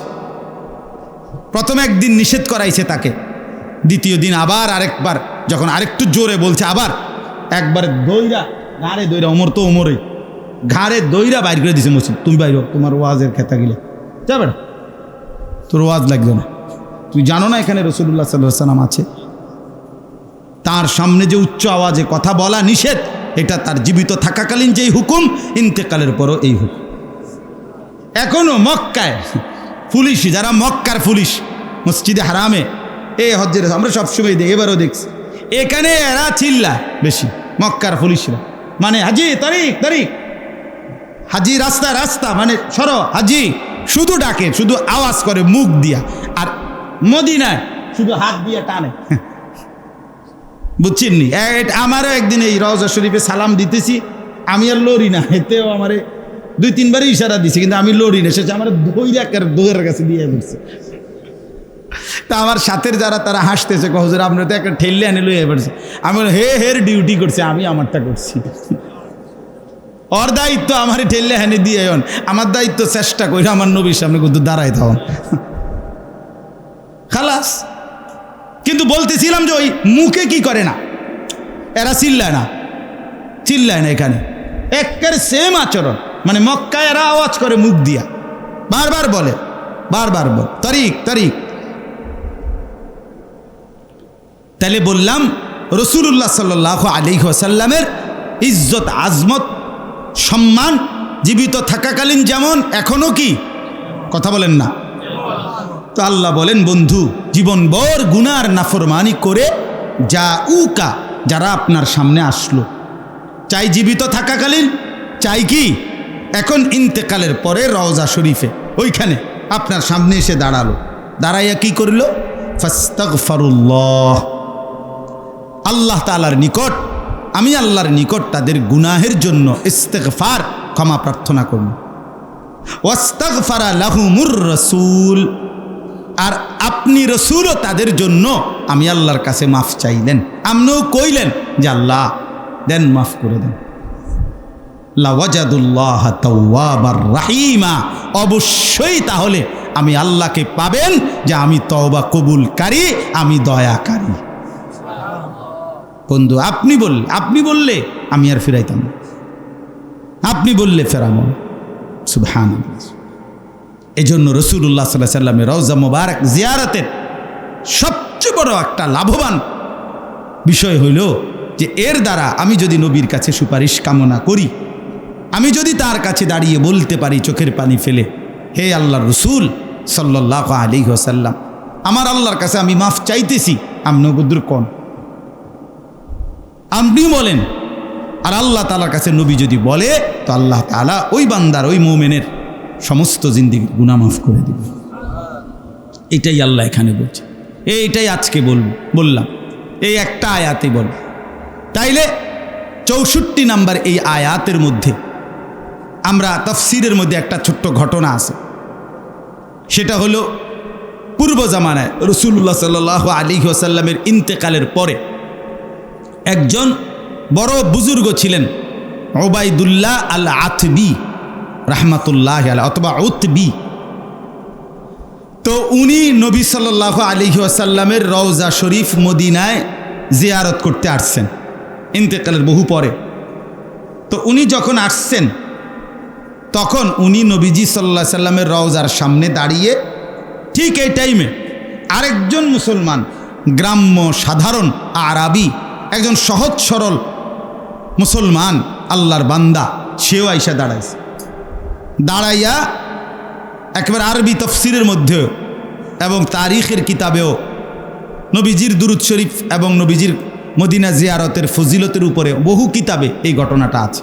প্রসিদ্ধ ঘটনা, এটা একেবারে মাশহুর।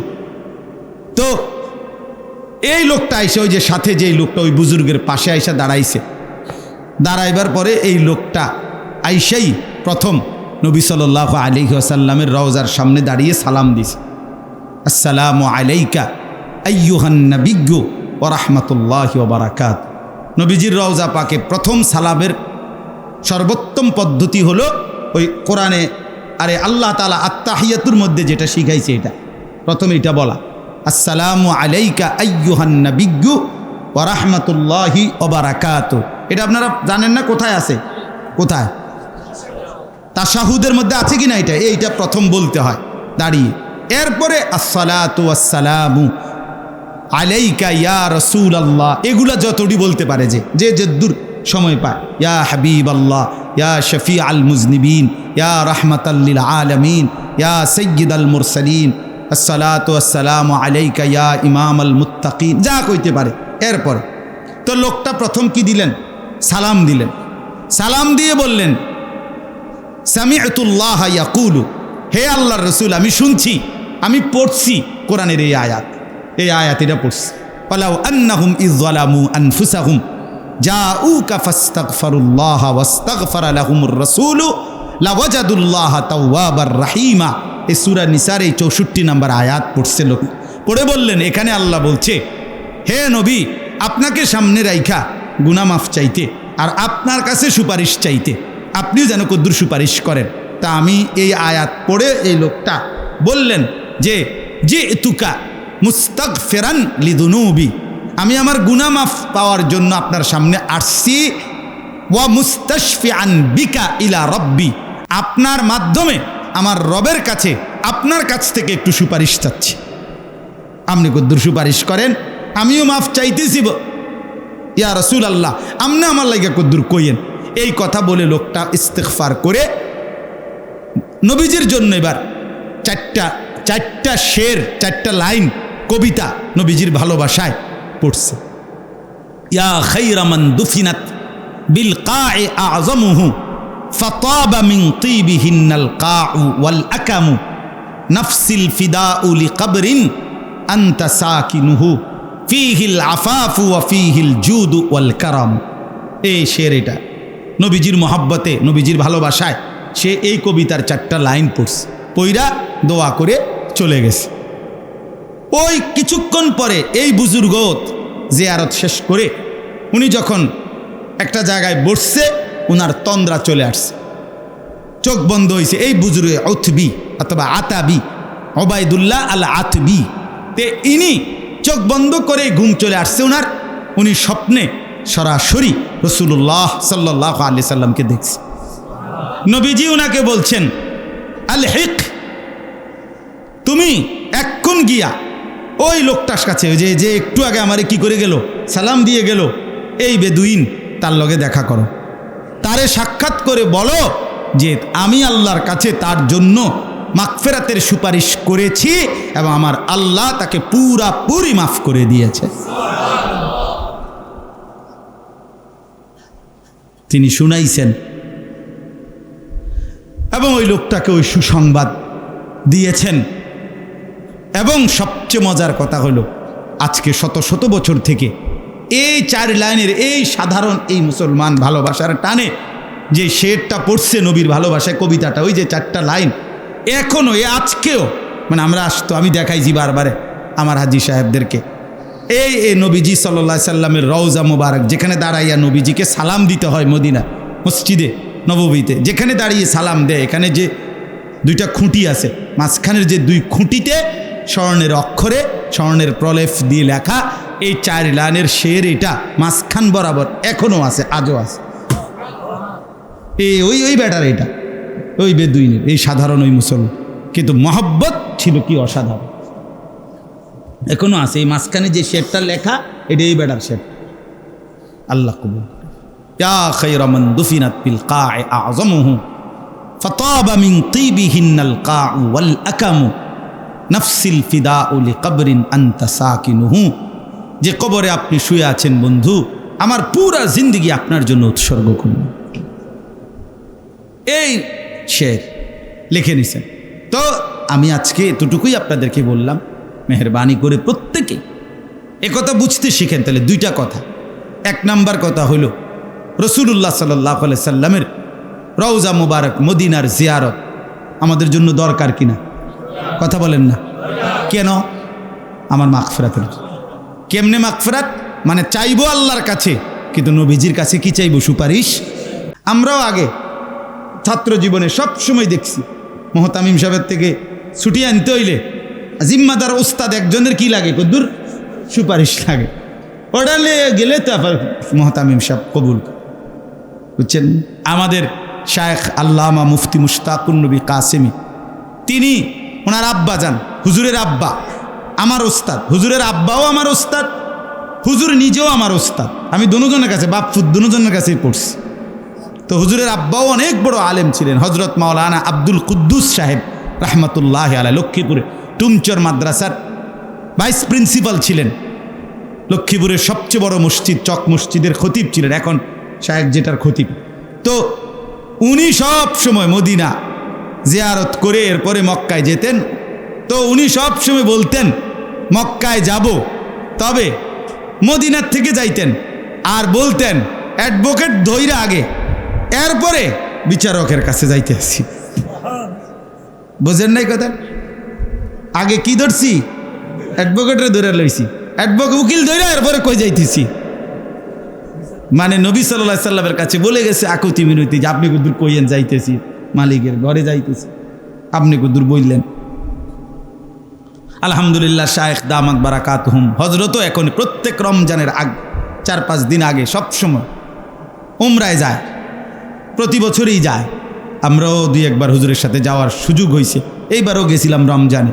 তে হুজুরও এই তরতিব যে আগে মদিনা হইয়া এরপরে মক্কায় ঢুকি, আগে অ্যাডভোকেটরে ধইরা উকিল ধইরা এরপরে কই যায় বিচারক। বিচারক কে?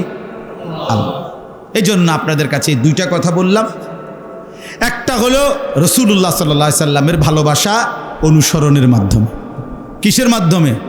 নবীকে আল্লাহ পাঠিয়েছেন শুধুই কেবল তার কি করার জন্য? আনুগত্য করা। আর 2 নাম্বার হলো মদিনার জিয়ারত। মানে মক্কা বাদ দিয়ে তো আর মদিনার জিয়ারত হবে না।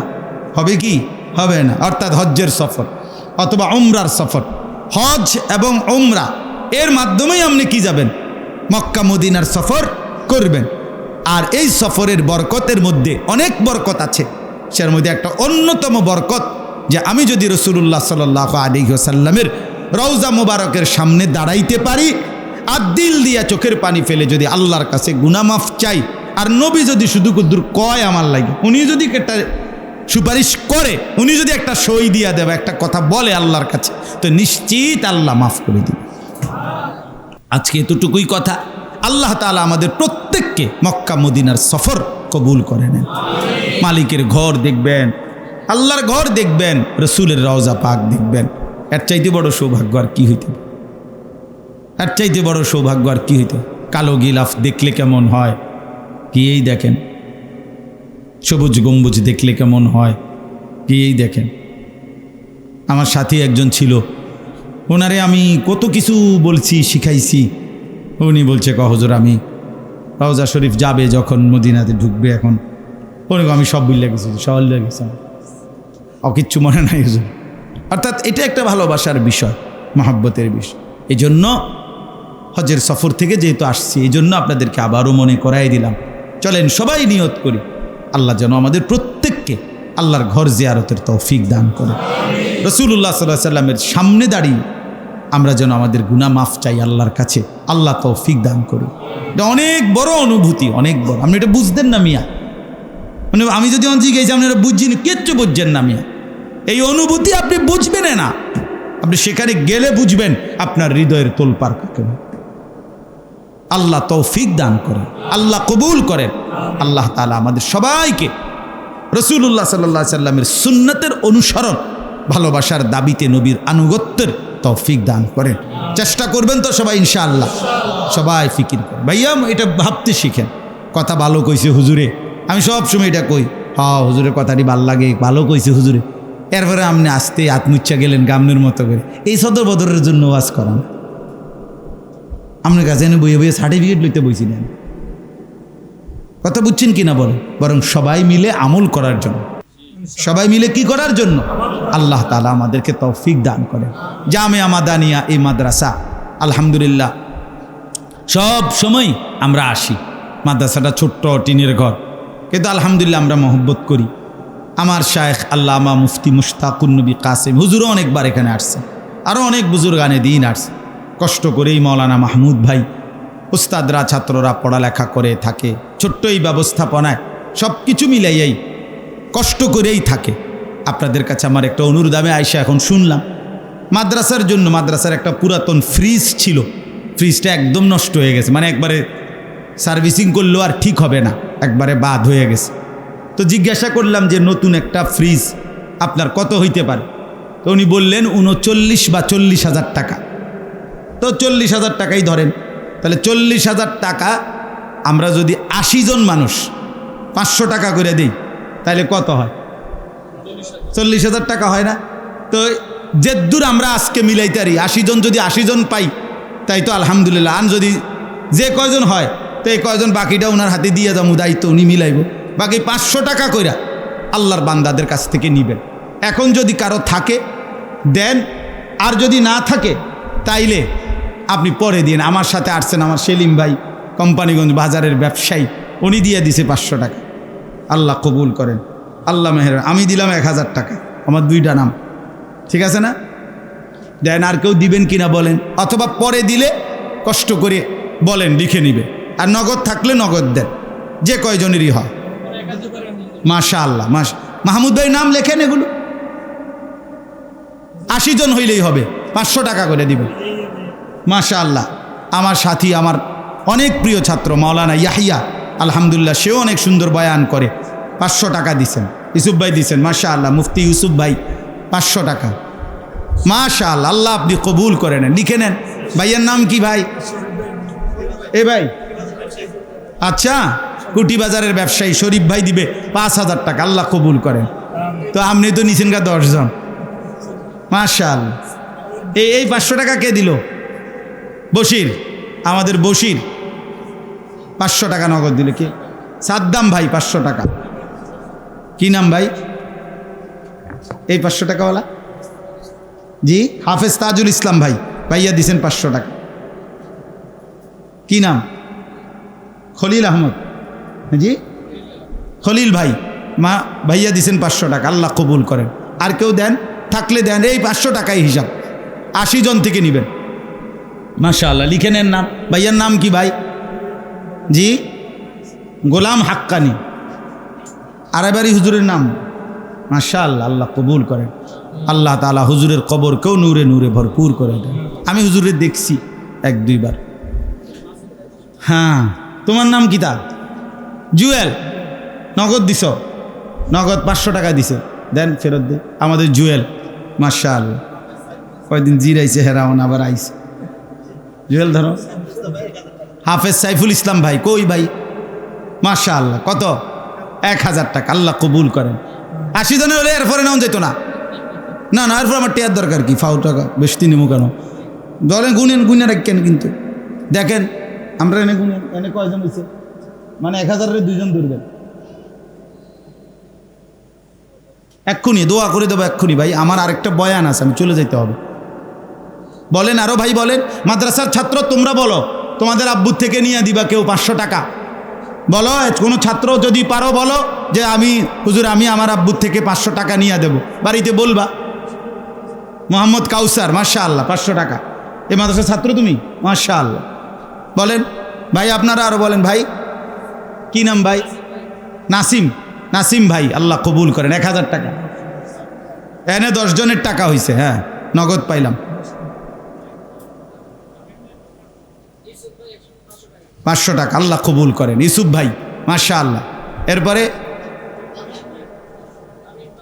তামিম ভাই 500 টাকা, আল্লাহ কবুল করেন। মাশাআল্লাহ, এই 500 টাকায় কমবে না, কিন্তু অনেক ফায়দা হবে, বাচ্চাদের উপকার হবে, মাদ্রাসার ফায়দা হবে। ইব্রাহিম ইউটিউবাররা এরকম ভালো হয়ে গেলে তো আর হইল না। হ্যাঁ, ইব্রাহিম দিছে 500 টাকা। রিদওয়ান, ওর নাম ছিল রবিন, ওর নাম আমি বদলায় রাখছি রিদওয়ান। অনেক সুন্দর নাম না এটা এখন? হ্যাঁ হ্যাঁ, এর নাম আমি বদলাইছি, এই নাম।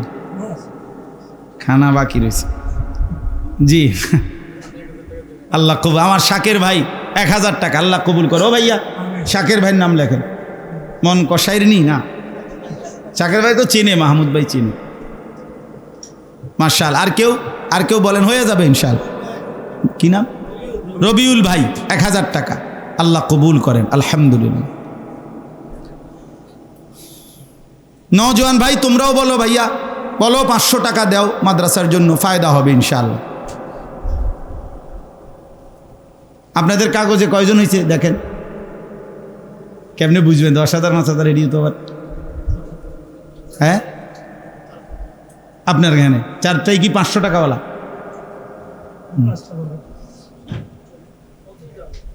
আপনার এখানে কে এটা? হ্যাঁ মাশাআল্লাহ, মহিউদ্দিন ভাই। ওই ভাই 500 টাকা ফেরত দিতাম, 1000, আল্লাহ কবুল করেন, আলহামদুলিল্লাহ আলহামদুলিল্লাহ। আবু হানিফ ভাই 500 টাকা, আলহামদুলিল্লাহ। যারা লিখাইছেন পরে দেওয়ার, দয়া করে খুব দ্রুত। আপনি মনে করেন নভেম্বর ডিসেম্বরের দিকে দিলে এইটা নিতে হবে না, আপনি ফ্রিজ দিয়ে কিনবে বেটা শীত,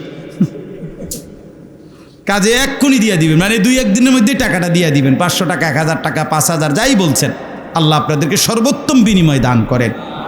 জি ভাই, এরপরে আর কেউ বলবেন? আল্লাহ আপনাদেরকে উত্তম কবুল করেন। দেখেন এবার মিলায়া দেখেন কত হয়েছে, বাকিগুলো আপনি ফিকির করে নিয়ে নিন, হয়ে যাবে ইনশাআল্লাহ। এরকম আরো 2-1 ভাই এটাই করবেন বলে আমি কইছি, বলে হুজুরে কইছে 500 টাকা, এর বেশি নিয়েন না। উনি 2টা দিলে 2 জনের নাম দিব, 2 জনের হিসাব 80 জন ধরে হিসাব মিলাইবেন। এনে গুনবেন কতজন হয়েছে, নগদ টাকা এটা 80টা হিসাব, 500 টাকার 80টা। 5000 টাকা যে দিছে সে 10টা নাম ধরবেন তার, দইরা বাকি যে কয় টাকা লাগে ওই কয় টাকা মিলাই নেবেন। আর কিছু? জি মাশাআল্লাহ, শায়েখ আসবেন সেপ্টেম্বরের 7 তারিখ আমাদের এখানকার ইসলাহি মজলিস, আল্লাহ চাহে তো ইনশাআল্লাহ আমার পরম শ্রদ্ধেয় শায়েখ আল্লামা মুফতি মুশতাকুন নবী কাসেমি হুজুর আসবেন মাগরিব বাদ। হ্যাঁ, মাগরিব বাদ নি বয়ান, এশাবাদ। কে? ইউসুফ বিন ইকবাল সাহেব, আমাদের প্রিয় মাওলানা মুফতি ইউসুফ বিন ইকবাল, অনেক সুন্দর বয়ান করে ওই মাওলানা। হ্যাঁ, ওর বয়ানও শুনবেন, আল্লাহ তৌফিক দান করেন। আচ্ছা আচ্ছা, আগামীকাল আমাদের দাওয়াত ও তাবলীগের পুরাতন সাথীদের জোড় আসরবাদ হাসপাতাল মসজিদে, এখান থেকে যাত্রাবাড়ি থেকে জামাত আসছে। হ্যাঁ মাশাআল্লাহ মাশাআল্লাহ, আমাদের মুফতি মনিরুজ্জামান সাহেব হুজুর উনি আসবেন, আল্লাহ কবুল করে নেন। ওনার তাশকিলেই আমি প্রথম চিল্লার জন্য তশকিল হয়েছিলাম এবং আলহামদুলিল্লাহ 2022 সালে চিল্লার সফরে গেছিলাম। এই বছর আমি রমজান মাসে উমরায় গেছিলাম মক্কা মদিনা, আবার এবার হজে গেছি। তো রমজানের শেষ দশকে এতেকাফের সময় আমি আমার শায়েখ আল্লামা মুফতি মুশতাকুন নবী সাহেব হুজুরের সাথে তো এতেকাফ করি আজকে প্রায় 11 বছর। তো রমজানে একদিন রাত্রে হুজুরে আমারে বলতেছে একলা এই এতেকাফ অবস্থায় মসজিদে, মাওলানা আপনি তো এইবারই প্রথম, অন্যান্যবার আমি কখনো হয়তো হজে গেছি নয়তো উমরায় গেছি, মানে একই বছরে হজ এবং উমরা 2 বার মক্কা মদিনার সফর আর হয় নাই আমার, এইবারই প্রথম। তো হুজুরে বললেন যে যেহেতু এইবার আপনি হজেও যেতে চাইবেন উমরায়ও গেছেন, তো একটা নিয়ত করেন এইবার আপনি 40টা দিন একটা চিল্লা তাবলিগে আল্লাহর রাস্তায় বের হন, তাইলে আল্লাহর বান্দাদের উপকার হবে, আপনারও উপকার হবে। আমি বললাম ঠিক আছে, আমি এক কথায় রাজি। মাহফিল টাফিল ইডি সব এক সাইড করে রইব, যা হইব। আলহামদুলিল্লাহ এই আশায় হুজুরের জবান দিছি এবং ইনশাআল্লাহ 26 তারিখ জুমার দিন, এই মাসে 26 তারিখ বাদ জুমা আমাদের জামাত আমরা চিল্লায় বের হব ইনশাআল্লাহ। আল্লাহ কমপক্ষে 15 থেকে 20 জন আলেম আমার সাথে যাবে ইনশাআল্লাহ। আরও আওয়াম সাথী আছে, এখান থেকে কেউ নেওয়া যাইতো না, কইলে হইতো না। না আমি নিয়ে ঝামেলায় আছি, আগেই কয়ে রাখছি। মানে কারে নিমু বহুজন প্রার্থী, এর মধ্যে আমি আমাদের অঞ্চলের আলেম না। কোন দিকে তো কাকরাইল যাব আমরা, কাকরাইল থেকে যেখানে দেয়। 2022 সালে আমি এক চিল্লার সফরে ছিলাম খুলনা। আলহামদুলিল্লাহ 40 দিন আল্লাহর দয়ায় 40 দিনের মেহনতে আমরা 7টা উপজেলায় 40 দিনে মেহনত করছি জামাত। এক উপজেলায় না, 7 উপজেলায় 270 জন সাথী নিয়ে এক চিল্লার জন্য কাকরাইল আসছে। 17 জামাত, এর মধ্যে 57 জন আলেম এক চিল্লার জন্য বের হয়েছে ওই বছর। আল্লাহ যেন এবারও আমাদেরকে সুস্থতার সাথে খেদমতের তৌফিক দান করেন। আলহামদুলিল্লাহ রাব্বিল আলামিন। আল্লাহুম্মা আনতাস সালাম ওয়া মিনকাস সালাম, তাবারাকতা ইয়া যাল জালালি ওয়াল ইকরাম, ইয়া আরহামার রাহিমিন, ইয়া আরহামার রাহিমিন, ইয়া আরহামার রাহিমিন। মাওলায়ে করিম আপনি মাফ করে দেন, রব্বে করিম আপনি মাফ করে দেন, মেহেরবান মাওলা আপনি মাফ করে দেন, আগত জিন্দিগি সুন্দর করে দেন, ঈমান আমলের দৌলত দান করেন, প্রিয় নবী সাল্লাল্লাহু আলাইহি ওয়াসাল্লামের অনুসরণ ইত্তেবার তৌফিক দান করেন, সুন্নত ওয়ালা জিন্দিগি নসিব করেন, মোহাব্বত ওয়ালা জিন্দিগি নসিব করেন। আল্লাহ জীবনটা সুন্দর করবার তৌফিক দান করেন, সুন্নাতের রঙে নিজেকে সাজাবার তৌফিক দান করেন। আয় আল্লাহ আপনার ঘর জিয়ারতের তৌফিক দান করেন। আমার এই বন্ধুদেরকে, আমার এই ভাইদেরকে আল্লাহ প্রত্যেককেই মক্কা মদিনার জিয়ারত নসিব করেন। আল্লাহ আল্লাহ আমাদেরকে আবার তৌফিক দিয়ে বিদায় নিয়ে মদিনা থেকে আসি নাই মাওলা, আবার যাওয়ার নিয়তে আসছি মাওলা। আপনার ঘর থেকে বিদায়ের নিয়তে আসি নাই, আবার যাব বলে আসছি মাওলা। আপনি তৌফিক দান করিয়ে আল্লাহ এই উপস্থিত ভাইদেরকেও কবুল করে নেন। কালো গিলাফ দেখবার, সবুজ গম্বুজ দেখবার তৌফিক দান করে, নবী সাল্লাল্লাহু আলাইহি ওয়াসাল্লামের ভালোবাসা মহব্বত দান করেন, কলিজা ভরা ভালোবাসা দান করেন, সুন্নাতের মহব্বত দান করেন। এই মাদ্রাসা কবুল করে নেন আল্লাহ। আপনার বান্দাদের কাছে মাদ্রাসার একটা জরুরতের জন্য বলেছিলাম, সাথে সাথে আপনার বান্দারা সাড়া দিয়েছে। আল্লাহ দিল খুলে দান করেছে। আপনি প্রত্যেকের দানে বরকত দান করেন। সামর্থ্যের অভাবে যে দিতে পারে নাই তারেও আপনি সামর্থ্য দিয়েন আল্লাহ, তারও বরকত দিয়েন, একজনকেও বঞ্চিত করিয়েন না। এই মাদ্রাসা কবুল করে নেন। ছাত্র, উস্তাদ, এলাকাবাসী, মহব্বতকারী প্রত্যেককে উত্তম বিনিময় দান করেন। যে যেই মাকসাদে দোয়া চেয়েছে প্রত্যেককে কবুল করে নেন। মা বোনদেরকে পর্দা পুশিদা দান করেন। ছেলে মেয়ে স্ত্রী সন্তান নিয়ে নেক জিন্দিগি দান করেন। অসুস্থ বিমারি যারা শিফা করে দেন। প্রবাসীদেরকে আল্লাহ রহম করেন, করম করেন। সুবহান রব্বিকা রব্বিল ইজ্জাতি আম্মা ইয়াসিফুন ওয়া সালামুন আলাল মুরসালিন আলহামদুলিল্লাহি রাব্বিল আলামিন। দিশে যথাসম্ভব নিজে কষ্ট করে হলেও অপরকে জায়গা করে দিই, জায়গা করে দিলে ভালো। আলহামদুলিল্লাহ, আজকে মূলত আমি গতকালকেই হজ্জের সফর থেকে আলহামদুলিল্লাহ আল্লাহর দয়ায় আসছি। গতকাল 8 তারিখ মাগরিবের আগে বাসায় পৌঁছি। তা আজকে হজ থেকে আসার পরে আজকে এই প্রথম বয়ান আলহামদুলিল্লাহ। আগের থেকেই মাহমুদ ভাইয়ের সাথে একবার কথা বলছিলাম, একবার ভাবছিলাম, ওনার সাথে পরামর্শও করছিলাম যে আজকের ডেটটা বাদ দিয়ে দেওয়া যায় কিনা। আমার আসার পর ঘুমের ক্লান্তি থাকবে, এই জন্য একবার বলছিলাম। পরে আবার উনি বললেন আজকে আমার আরেকটা বয়ান আছে কোথায় যেন ওদিকে। তো ওই বয়ানওয়ালারা অনেক দিন খুঁজা এই দাওয়াতটা ডেটটা নিছে। কয় যে হুজুর এরাও খুব আশা করে নিছে পরের বয়ানটাও। ফলে আমি আর মানা করতে পারিনি। পরে বলছি আচ্ছা ঠিক আছে ইনশাআল্লাহ। তো মদিনা হয়ে আমরা আসছি। যার কারণে লম্বা জার্নি করতে হয়েছে, প্রায় 30 ঘন্টার কম হবে না, 30-35 ঘন্টা সব মিলাইয়া সফর হয়েছিল। এয়ারপোর্টেই ছিদ্দাতে প্রায় 8-9 ঘন্টা শুধু এমনি বসেই থাকতে হয়েছে বিমানের জন্য, বিমানের অপেক্ষায়। সব মিলাইয়া এই জন্য সকালবেলা ফজরের নামাজ মসজিদ থেকে পড়ে আইসাই আমি শুইছি, জোহরের ঠিক আজান দিছে, আমার ঘুম ভাঙছে। আর আমি জিগাইলাম আমার বিবিরে যে কোন আজান দিছে, এটা কখন আজান দিছে এই খবরও নাই না। আর এক টানা ঘুমাইছে। আলহামদুলিল্লাহ, আল্লাহ তাআলার দয়ায়, আল্লাহর মেহেরবানিতেই আল্লাহর ঘর জিয়ারত, রাসূলুল্লাহ সাল্লাল্লাহু আলাইহি ওয়াসাল্লামের রওজায়ে আতহারের জিয়ারত আল্লাহই সুযোগ দিয়েছেন, তৌফিক দিয়েছেন। আল্লাহ যেন আমাদের প্রত্যেককেই তৌফিক দান করেন। আমিন। রাসূলুল্লাহ সাল্লাল্লাহু আলাইহি ওয়াসাল্লাম হাদিসের মধ্যে বলেছেন, নবীজি সাল্লাল্লাহু আলাইহি ওয়াসাল্লাম, আল্লাহুম্মা গফির লিল হাজ, আল্লাহ আপনি হাজী সাহেবকে মাফ করে দেন। এবং নবীজি বলছেন যে ওয়ালিমান ইস্তাগফারা লাহুল হাজ, এবং হাজী সাহেব যার জন্য ইস্তিগফার করে, মানে হাজী সাহেব আল্লাহর ঘর থেকে এসে তিনি যাদের জন্য আপনার কাছে মাফ চায় যে আল্লাহ তাকেও মাফ করে দেন, তো এইটাও আপনি মাফ করে দিন।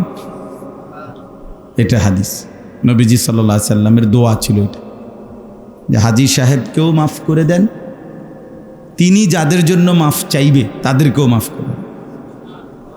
তা আমিও দোয়া করি আল্লাহ তাআলা আপনাদের সবাইকে মাফ করে দেন। আমিন। আমরা সবাই যদি আল্লাহ তাআলার কাছে মাগফিরাত চাই, মাফ পেয়ে যাই, এটাই আমাদের সবচেয়ে বড় সৌভাগ্য। আল্লাহ তাআলা আমাদের সবাইকে মাফ করে দেন। কোরআনুল কারীমের 5 নম্বর পারা 4 নম্বর সূরা, সূরাটার নাম সূরায়ে নিসা।